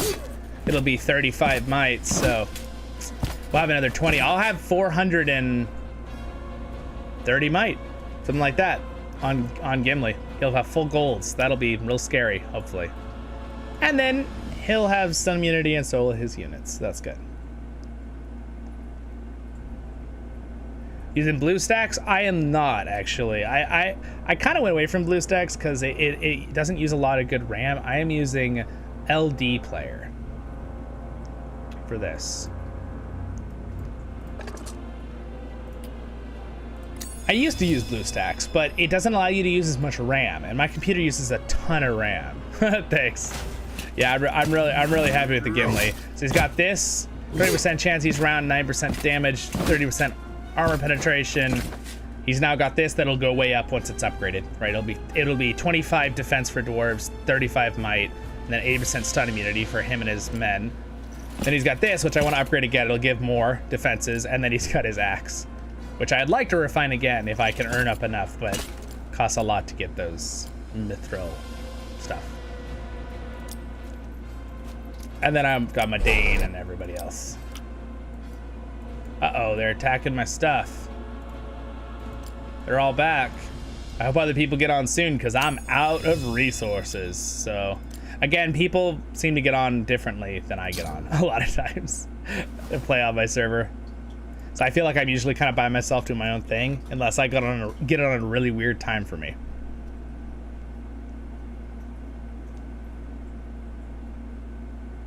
Ooh, I don't know. That sounds like a fun game to try, though. You said it was the Hammer Ting?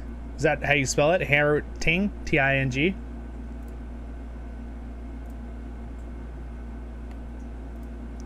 Does it have is it somewhere you have to get it special, or is this a game that might be on Steam? Nah, watch advertisements. I always love to learn about new games. Oh, I see it here. Oh. I see it. I've never seen this game before. Oh, that looks really cool.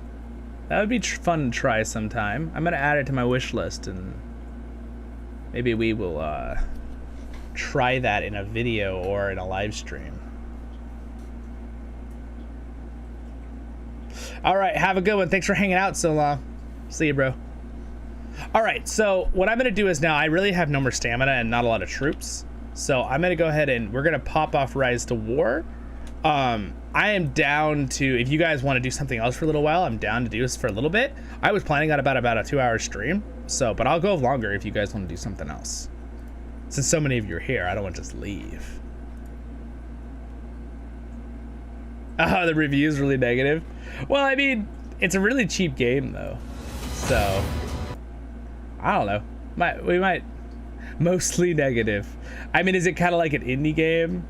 Kind of thing. That's all right. Well, I'll think about it later. One game that I was having fun with trying, which we could get on and play for a few minutes right now, would be fun, is I did a video on it the other day. I don't know if you guys saw my video on Lord of the Rings Excursion. It's NorthGard. I gotta pop that up for a little bit. You guys want to see that a little bit more? Because it's actually really fun to look at. It's a really cool looking game. I don't know why it's in you guys remember? I don't know if you guys saw my video the other day, but I put one up of this.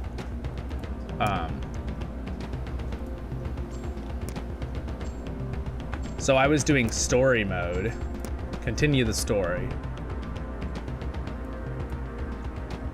It's a pretty cool little game. Here, I'll show you what it's like. I'm just gonna do normal because I'm not super. My companions' eyes were shining with ambition. They were eager to set foot on the untamed lands of NorthGard and reap its wonders.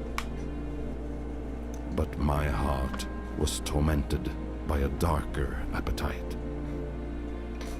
Vengeance.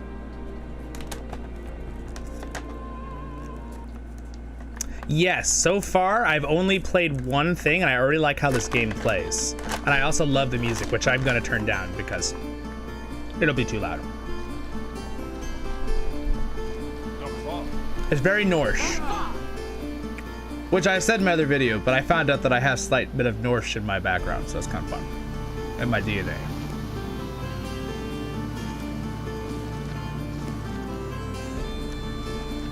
There is no turning back now. Thank you for your decision. We await your orders to claim the area and expand our clan.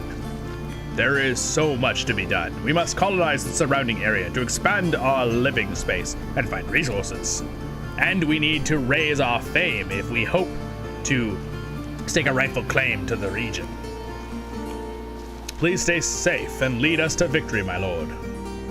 Again, in this game, these are the campaigns, and they're kind of teaching us as we go in the campaigns. Yeah, it is kind of like Civ 6. I would... It's more like, though, you control the individual people, so it's not quite like Civ 6, even though it has the quality, the look. Let me turn down the music. Can I do music from here? Oh, there we go. There we go. Is that balanced? Can you hear the music, but it's not like really, really loud? Or is it too quiet? I don't know. It's kind of hard to tell sometimes with my ears, with my voice, and the music in the game.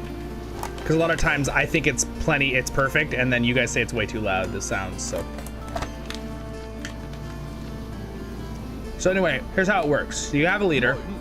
It's more like, you guys ever play Warcraft 3? Where you control units and kind of build your base? Right, like Frozen Throne or any of the originals.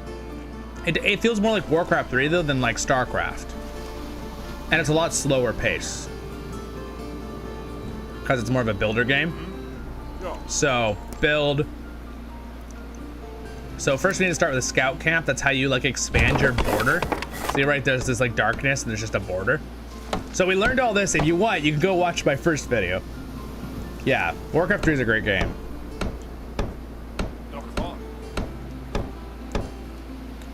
Yeah, got it. It's like that. So now, if you want to turn him into the scout, like I'm gonna make this guy a scout. So I just right click on the building, and now he's a scout. And now I can have him. I think will he just auto scout? Or do I have to turn him on auto? I don't remember. Yeah, he just auto does it. They just auto do things. It's kind of relaxing because it's not super hard, so you can focus on. So like when they're in the main house makes some villagers and they just gather berries and that's how you get food basically. And then, which is kind of nice. And basically you slowly just get villagers as long as your happiness isn't getting ruined or destroyed. So I'm gonna have this guy do more building. So again, I can only have one more villager. So I want another house, which is kind of generic, right? You just need houses to have room. There's a limit to how many buildings you can have in an area. So I'll try to say things as I go so you can kind of get a taste of the game.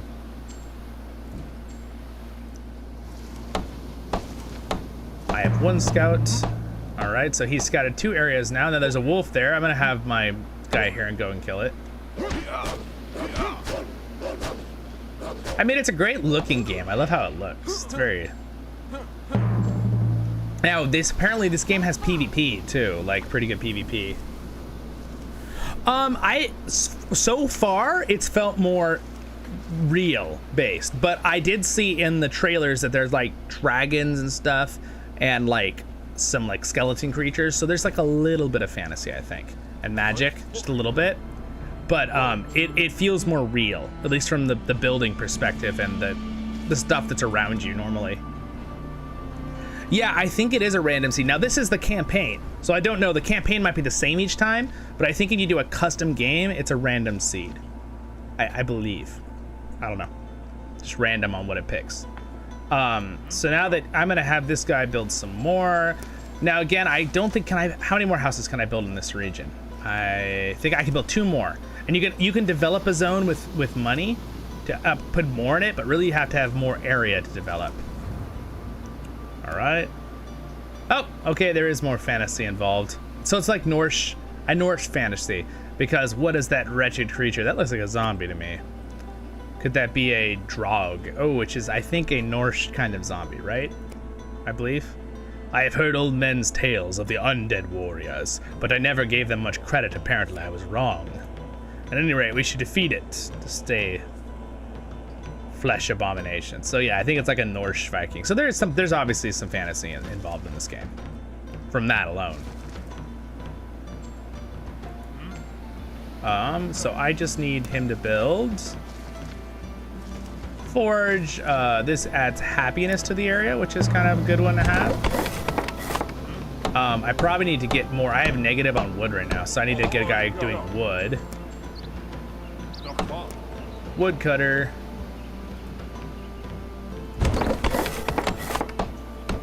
So now you have to colonize an area to put buildings on it, so you have to use food. So I'm going to colonize this one, and I'm also going to colonize this one, and it costs more for each one you colonize.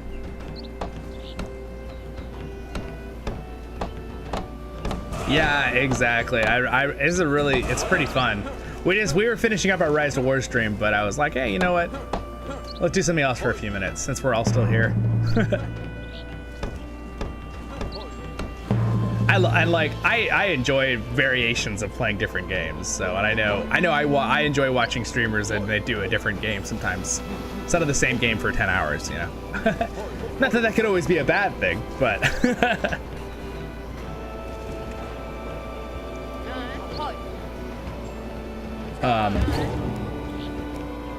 all right, it is Cruel's. All right, we can study that. Sounds good. All right, I should have more villagers coming soon. He's gonna be a woodcutter. It kind of reminds me of graphics of like Warcraft though, or like Sid Meier 6. Do you guys like the graphics better for Sid Meier Civilization 5 or 6? Because I actually prefer the ones from 5. But 6 are good too. They went for the more cartoony look like this, which isn't bad. I don't dislike the game, but I was used to 5 too. Oh sweet, there's stone here. All right, good, we can improve. So there wasn't stone in the last part of the campaign, so they're basically just showing us what we can do. I'm kind of afraid to go and attack. Let's build a hunter's camp over here. Hunter's Lodge.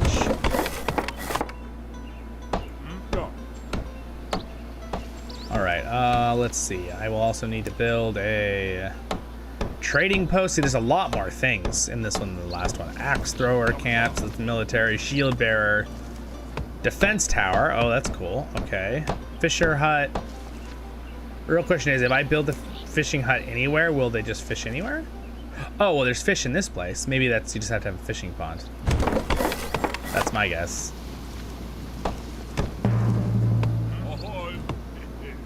All right, he'll be a hunter. We're gonna have this guy go fight this. I think that I've played that a little bit, Zone. I think I did like it. I get to the point where like I have so many games I want to play and try, and then I just don't end up playing all of them because they're like, you know, just you're on a run out of time. Don't have all the time in the world. And like I am thoroughly enjoying. I've been putting a lot more time into Lotro with my free time and editing and stuff for the channel now. So it's like really my only other free time that I do stuff is like sometimes I'll be playing. I've been playing a lot of Cycle Frontier. You guys know what that is? Let's see if he can take this solo. I don't want him to die though. I think he can get it. It's gonna be close.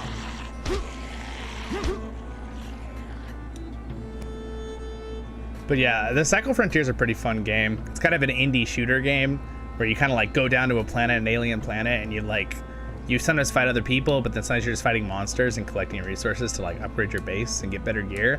It's a pretty fun game. I've been having a lot of fun with my friends with it, and then sometimes I'll play League of Legends or something too. But again, I've been playing those a lot less because I've been doing so much stuff for the channel. But I'm thoroughly enjoying it, so I still get to have fun and play Lotro. But then I have to kind of plan ahead sometimes and be like, okay, I want to make this guide, I want to do this area, I want to do some more voiceovers for that series, that kind of thing. You know, I gotta ask that person to schedule that for an interview. Been trying to get times down for different interviews because I had a few people who said they'd like to come on, but Halvard, we come in peace. I'm Halvard the Heldrun, the Goat Clan. We mean you no harm. Please offer us assistance. Greetings, Halvard. I am Rig, son of late High King Harguf Roth. What ails you? My deepest condolences, my young lord. We have lost much of late. Our journey went well, in brief, we are now shipwrecked in desolate shores. Uh-oh. Well, we'll help him out.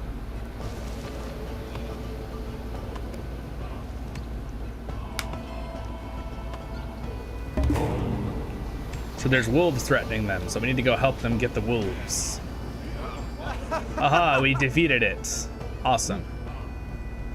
I probably need to build a healer's hut so we can get healing going, because they do not heal by themselves. I found that out.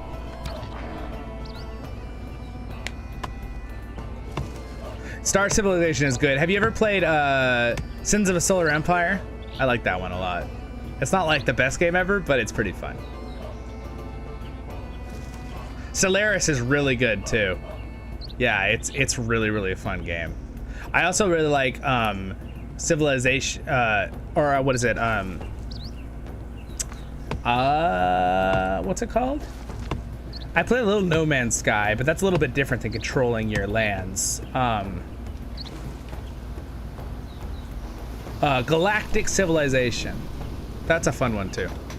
Again, these are games that take a lot of time up, but they're really fun.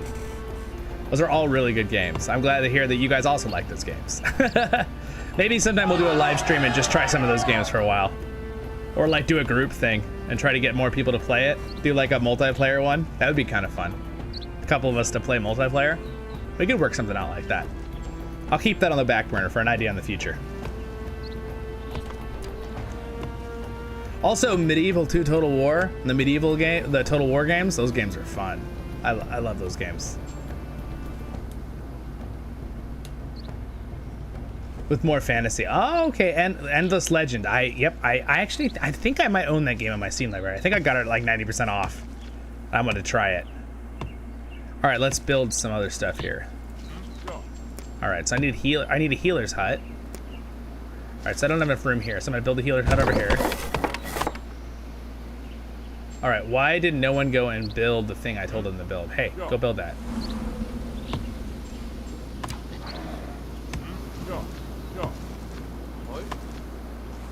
All right, so winter is here.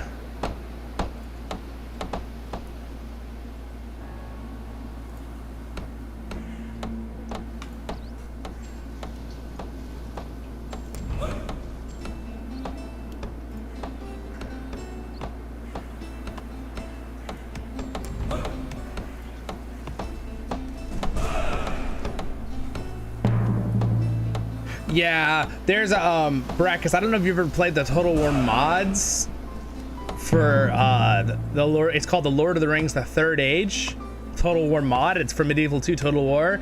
It's one of the best mods I've ever played. I've played like 300 hours of it in high school, like, or more. It's so good. It's basically Medieval 2 Total War, but Lord of the Rings. So, and I have one video of it, but I don't know if it was the exact mod, but I have one video of it on my a Lord of the Rings excursion playlist. It's one of my first videos. I played a couple games. We just kind of went through a few games, but I have to re-download the game, Medieval 2, and then I also need to redo the. I need to add the mods again, which they're you can get them from the modding site. They're still there, but I also have them downloaded on my old drive if I need the downloads. But yeah, it's really fun. And then another one I want to play is Mountain Blade 2. But I want to play the mod that's coming out. I don't know if it's out yet. I think they're still working on it, but.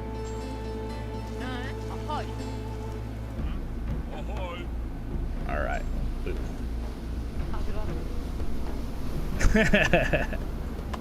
Yeah, so I know I try to keep my channel really organized, but if you want to sneak peek at some of the games that I have thought about playing more of, which are kind of older now, since my channel's not that old, right? We're a little over a year, but at the time of this stream, at least. But I do, oh, I guess I have to be in the same land to heal.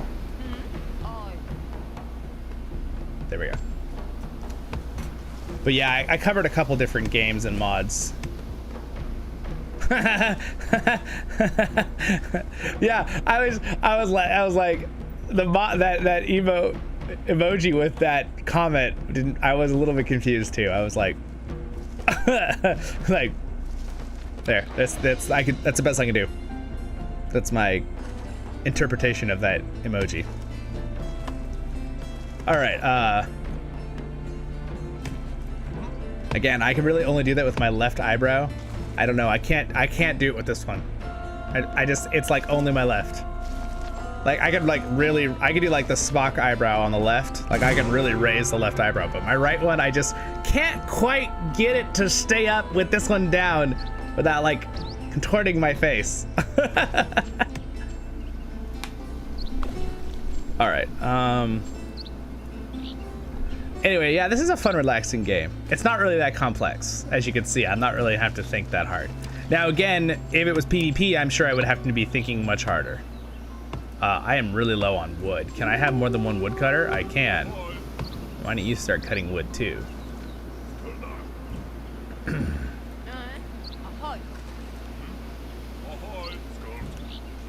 Increase happiness.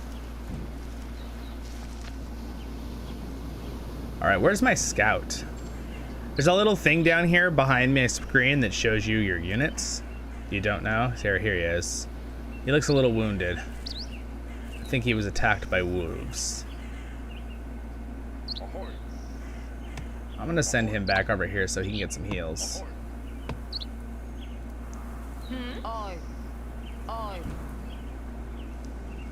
All right, so once I get a little more wood going, in fact, I might just do more wood.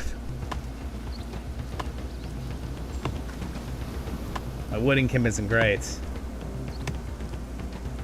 I used to play so much PvP. Oh no, here comes the evil bot spammers. Oh nice, Zone, you got it. Good job. Thank you, appreciate it. I do like the PvP and the Lord of the Rings online. I really do. I love the big update that's just the PvP, which means it'll probably be growing on all the servers. So I'm thinking of one of our streams, maybe this weekend. Well, it's Thursday. I was thinking maybe this weekend we could do a stream where we go through, we go through and do some PvP. Even if people don't show up, we just run around in there and do some PvP. That's what I'm trying. I'd like to get Zollin up to max level too, so and get him full gear, so that I could be actually like really like competitive. You get scaled up in PvP, but like it does matter if you're higher level. When I was reading this patch, which you can go and see my patch, I covered it on the guide playlist. But it's really huge update in PvP. But I like it. I haven't done a lot at all in the last 2 years, but I used to play PvP and Lotro a ton at level 50 and 60, like a ton. I mean, I would play for like 6 hours straight. That was like when I was just barely in high school. Like I loved that game back then. It was so fun. There were fights of 50 on 50, and my computer was bad. Like my computer would lag, but yet I had so much fun still.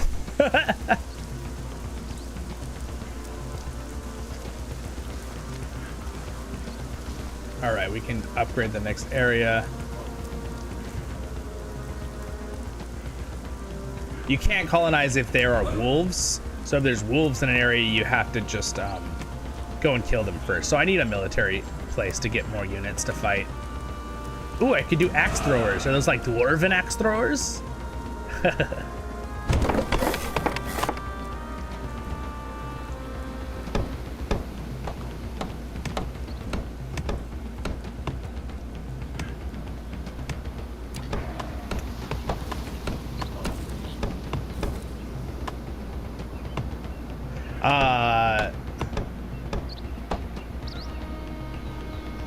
Yeah, I don't know what it is about eyebrows, Zone. Yeah, I see your comment. It is. It's weird.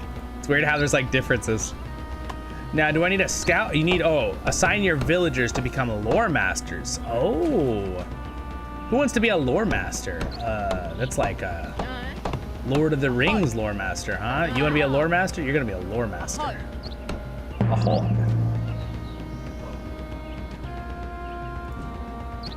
All right, so now I just need more villagers. We currently have one villager will join your clan every 17 days. Not enough space. Oh, well, silly me. No wonder I'm having troubles with I need more houses. I'm like, why am I not getting more villagers? Because I don't have any more houses. Oh, interesting. If the healers are idle enough, they'll just start gathering food. That's so, I love that. That's such a cool mechanic. They don't just sit there and do nothing. That is really, really cool.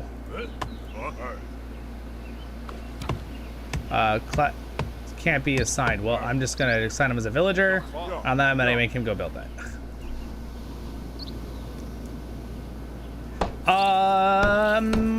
I think he is probably my oldest character out of Lotro. I think so. I don't know if you do a command to show when you created your character, but I know you can do a command to show how long you've been locked in on him. Does anyone know that? Is there a command in Lotro to see when your character was created? Like, would it give you that info? I don't think there is. All right, sweet. Now we can have more villagers, which is good to keep expanding our little clan.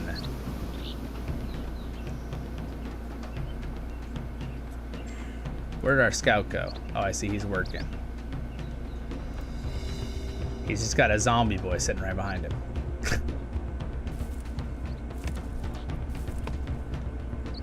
Yeah, let's... All right, you have enough lore to learn a knowledge. Oh, this is how you do knowledge in this game, huh? Weapons, increase your military units' attack power. Okay. Your woodcutters produce 20% more wood. Scarls will produce money. Oh, okay. I want the money.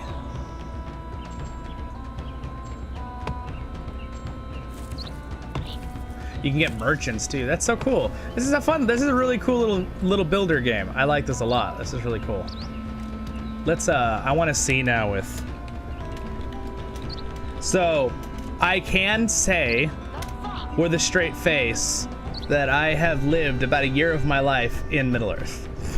So when I went through all my characters, now granted, a lot of times you leave your character logged in for a couple minutes, you leave, that kind of thing. So you can't really count 100% of it, but I went through every single character and said /played and added them up. And it was like a combined, it was almost a year of time. Not quite, but almost.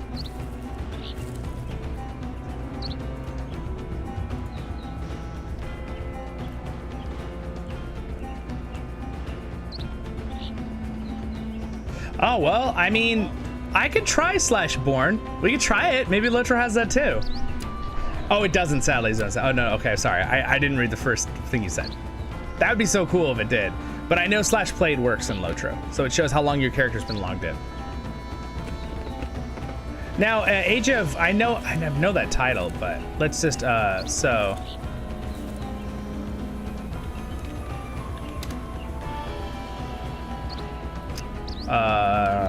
What? Did I do something wrong? Oh, there it goes. There it is. You have been playing for 5 months, 3 days, 12 hours, 52 minutes, and 1 second. That's how long this character's been logged in. So Zollin is definitely my most played character. Grandal has a decent amount of time too on him because I used to use him a lot as well. So, but when I, some of them are, only like a couple hours, some of my characters, but Zollin is definitely my most played character. And I think he is one of my oldest. When I look through all these, Grandal was also, I don't know if Grandal was an older character or not, but I don't think so. It would be between Grandal, Elistar is one of my older characters, Grandal, Zollin, and Kindler is later. A lot of these Voice of the Rings, Zerlin, Zilix, those are all older ones that I had from a long time ago. Zorlin and Xylin, those are all my oldest ones. Everything else is newer than those characters from my memory, just off the top of my head. I bet I need to go on my guy here and go upgrade his legendaries. I haven't done that yet on this character. I'd really like to level up my Runekeeper too. And again, I'm debating on like, should I put in a Lotro adventure? Should I do live streams on leveling them up? But like, I need to kind of power level them up, as in like, I want to do it fast. I don't want to do it over months. I want to try to start leveling my characters up to max real quick, like Zollin. So I think what I'm going to start doing is I'm going to start making a lot more Lotro adventure videos of Zollin, but maybe not quite do as many voiceovers in the adventure plays. Not Lotro Tale. Lotro Tale will always be through story oriented. But oh well, I'm gonna die. I don't know why, but oh, I'm at the gate of Mordor. I see.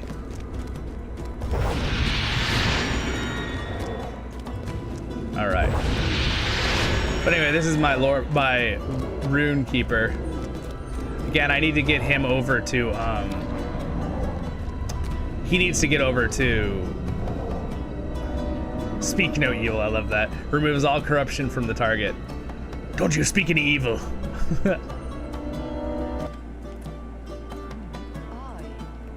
But anyway, I might teleport him over to Bree because I want to get him to. But anyway, what do you guys think of NorthGard? I think it's a cool game. I like it a lot.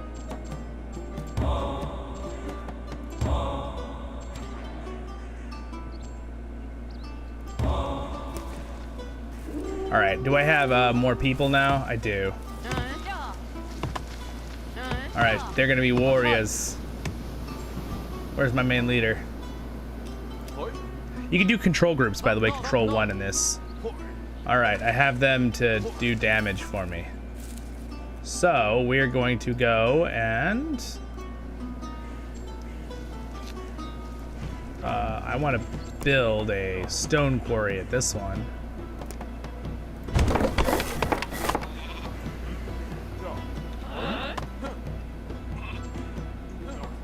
Again, I really like this game. I think it's cool.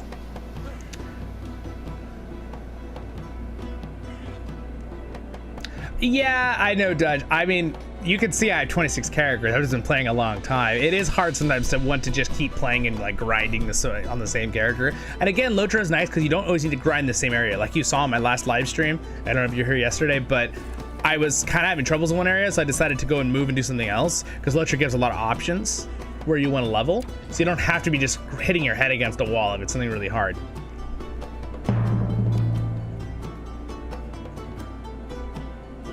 All right, you brought the skill, a cheap horse, and when I try to use it, it says I must be a subscriber.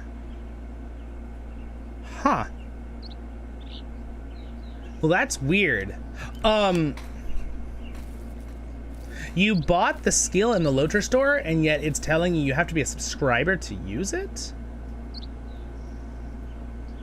The writing skill? That shouldn't be a thing. That sounds like a glitch.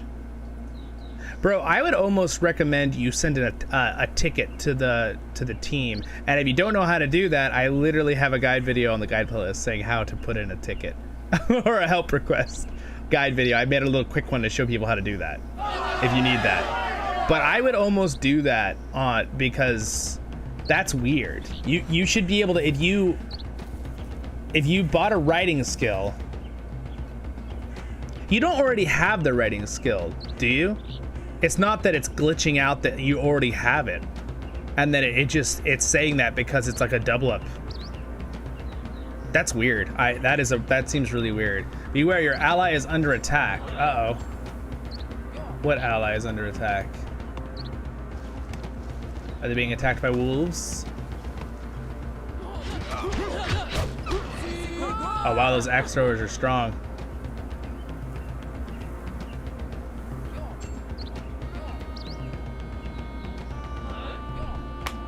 Yeah, that's a weird one. I would have to look at it with you or something, or like, yeah, I would like look at a picture to know exactly what is happening with that, but definitely seems like something's glitching there.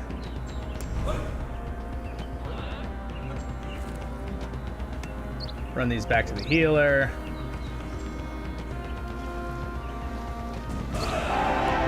Hey, glorious! Our clan has reached the notable level of fame. Our influence over the region is strong, and our people and hearts are filled with pride. Cool. We got the title Thane. Very cool.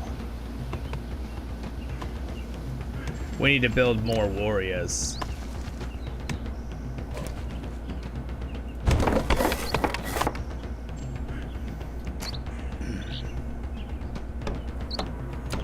Yeah, that gate was the black gate.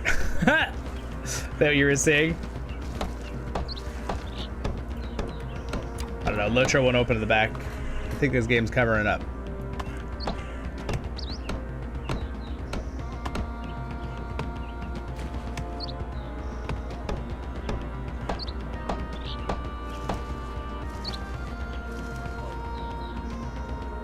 An army worthy of Mordor, exactly.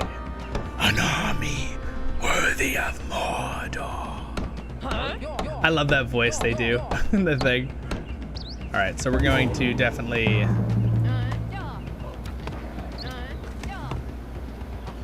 These guys are gonna be warriors too. Shield bearers. Have an army of Viking women. They were the ones available. Charge! We will do great things. Oh wow, that's a really scary battle right there. I need to go up here actually. How do I get? Oh, I need to go over the river. How do we get up here? Oh, do I need to build a boat across there? No way. How do I get here? I'll let them figure it out. Oh, I see. There's a way to walk up right here. Oh, wow. Those wolves are no match for us. I need a scout for this. Where's my scout? Oh, I think my scout died. Uh-oh. Uh-oh.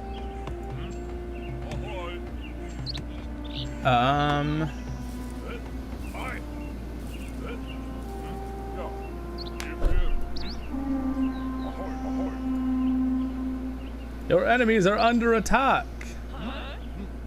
Oh, I see. The zombie's trying to take my land. I didn't realize they could do that. Look at that. He's trying to take my land. How dare you? How dare you try to take our land?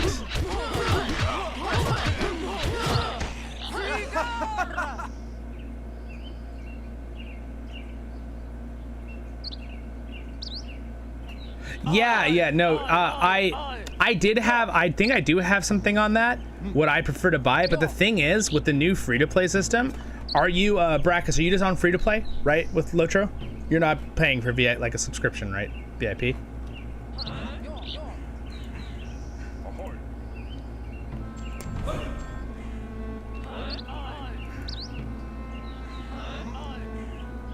Okay, honestly, the new free-to-play system is really, really good. I think things that are like benefit of life things that would help you out are just like the crafting carryalls. I know that there's crafting carryall. I don't know. I think it might not be on sale anymore from during the stream, but it is. I'm trying to remember. It was 75% off. That's a really nice one to have. They've removed the money cap for the new free to play, and like those were quality of life things. Obviously, buying the writing skill is huge. Still, that's just really handy to get, and it's really cheap in the Lotro store. There's a couple of other things, but really, it's more like the quality of life things are just like there's inventory space, but you can get your inventory space increased anyway with VIP. But you might want to buy inventory space when it goes on sale, because occasionally that will, and there's a limit to how much you can have of your actual inventory. And then there's carryalls, which are the little boxes that open up that have extra room for a certain kind of item, which is like crafting or cosmetics or something. Yeah. What do you mean add a stream zone?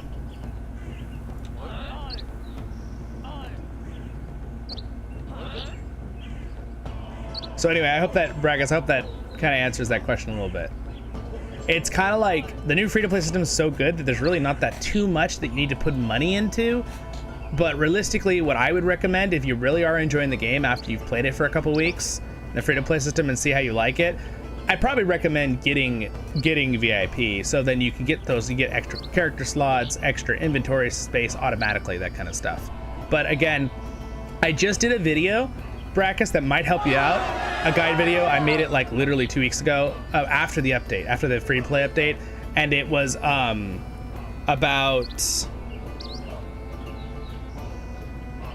what it was about.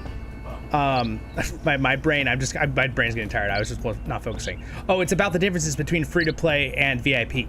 So you might want to look at that, Brackus, because that explains a lot of the things, and that can help you decide if you want to be a VIP on Lotro, or if you just want to wait. But things that help you if you're free to play, that you could buy real quick to help you out, I would just assume if the inventory space goes on sale, our crafting carry-all goes on sale, that kind of stuff. A lot of the things that I used to recommend are now free in free to play. Like the things, because free to play was really good before on Lotro, but now with the revamp, it's amazing. So I just recommend like just those couple things, because there's no money cap anymore. The writing skill, extra inventory spot, crafting carry-alls, those are the things. If you see those on sale, or shared storage, or regular vault. Remember, your vault, you can upgrade your vault normally to a certain point with in-game money, but then you can also add more inventory space in your vault too with Lotro points. So that's another quality of life. If you just need more space for your shared storage or your normal vault for your character, those are all things you can get too if you see them on sale on the Lotro store.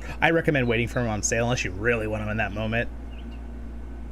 Yeah. All right. So, perfect. Oh, Steam. Oh, yeah, that's fine, Zone. That's fine. Yeah, I'm Zollin on there, and that's fine. You can use the username. I don't mind if I get a billion invites now. I wouldn't mind. Zollin864.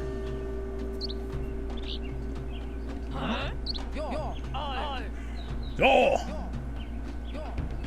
But yeah, you can add me on there. Just make sure you tell me who you are. If you guys add me, just tell me your like YouTube name and tell me you were in stream or something. Like with a message or something to me with the invite, because otherwise I might just decline it because I might just think it's a random person. All right, it's winter time, and that turned off for some reason.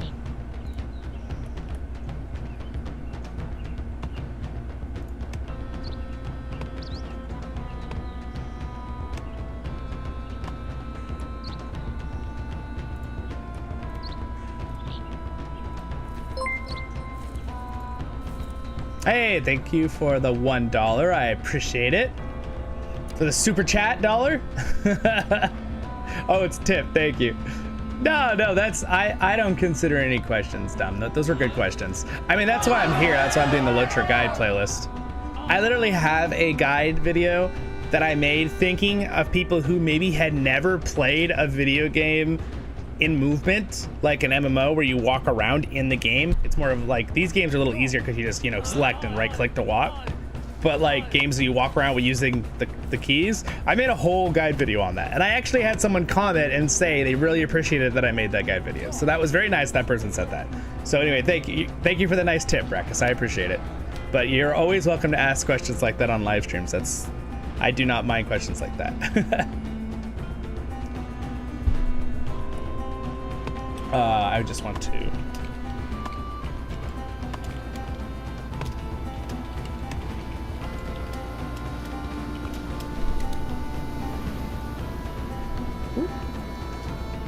Lotra's coming back up. All right, so I got a nice little army here. I probably need to build more houses to actually let my place get bigger again.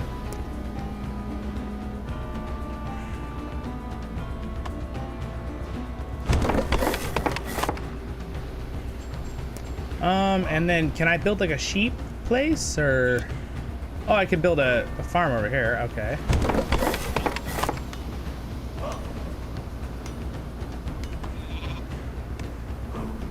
Let's see, fishers.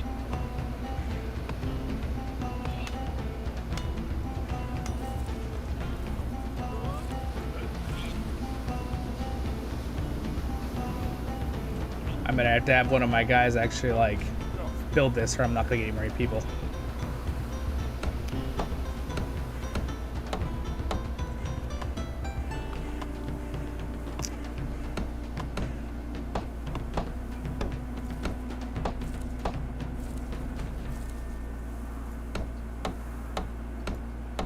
All right, there we go. Whoop.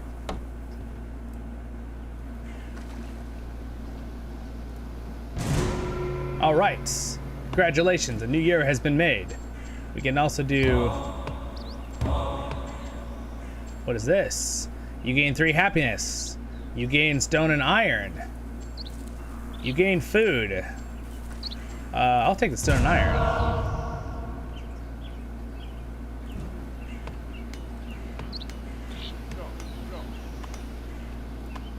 Yeah, this is a pretty, I think this is a pretty cool game anyway. I think what I'm gonna go ahead and do though is I am gonna go ahead and save this.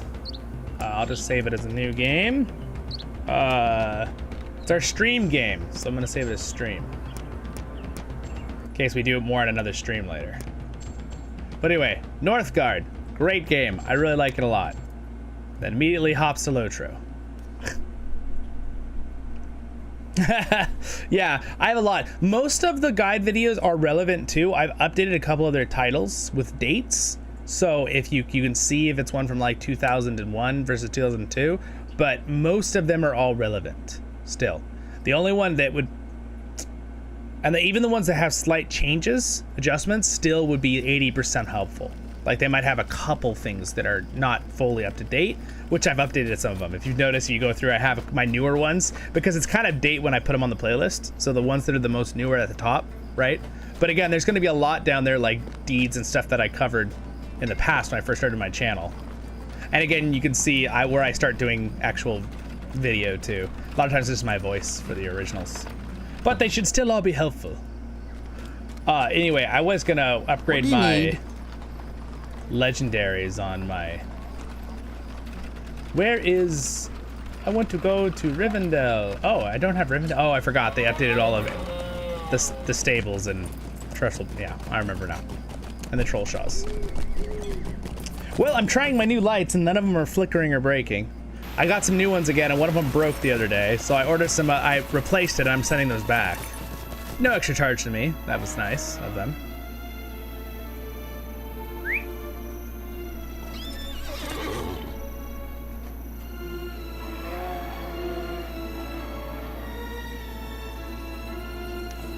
All right.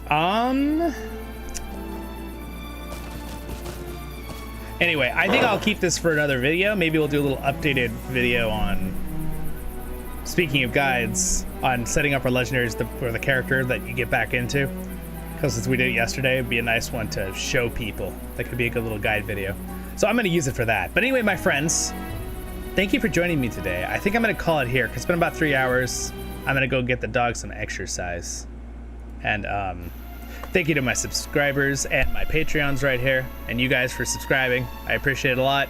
Subscribe button's there for future people watching this, or down there for live. Haha. Next episode's up there in the corner for live streams, and another playlist over there for people watching it later. Yes, you're welcome for that. See you, Bracca. See you, Dutch. See everybody who's still here. Thank you for everyone who stopped by. We had about over 100 people, so wow, that's crazy. Awesome. Thanks, everybody. Appreciate it. We're having lots of fun. And I will see you guys all in the next episodes of Voice of the Rings. All right, goodbye, Zone. See you guys. Have a good day. Again, I have some fun ideas. We could do some other games too. Maybe a live stream, a couple of us play it together, like some competitive game, or Battle for Middle-earth would be a fun one, but it's kind of hard to get copies of it today.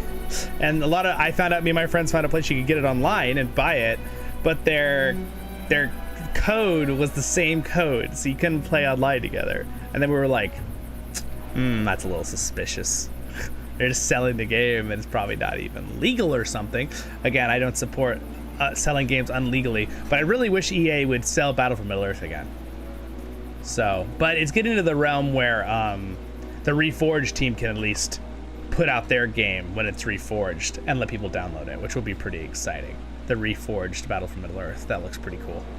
All right, my friends, see ya. Have a great day in Middle-earth. And I'll be back on another video, another live stream sooner rather than later. See ya.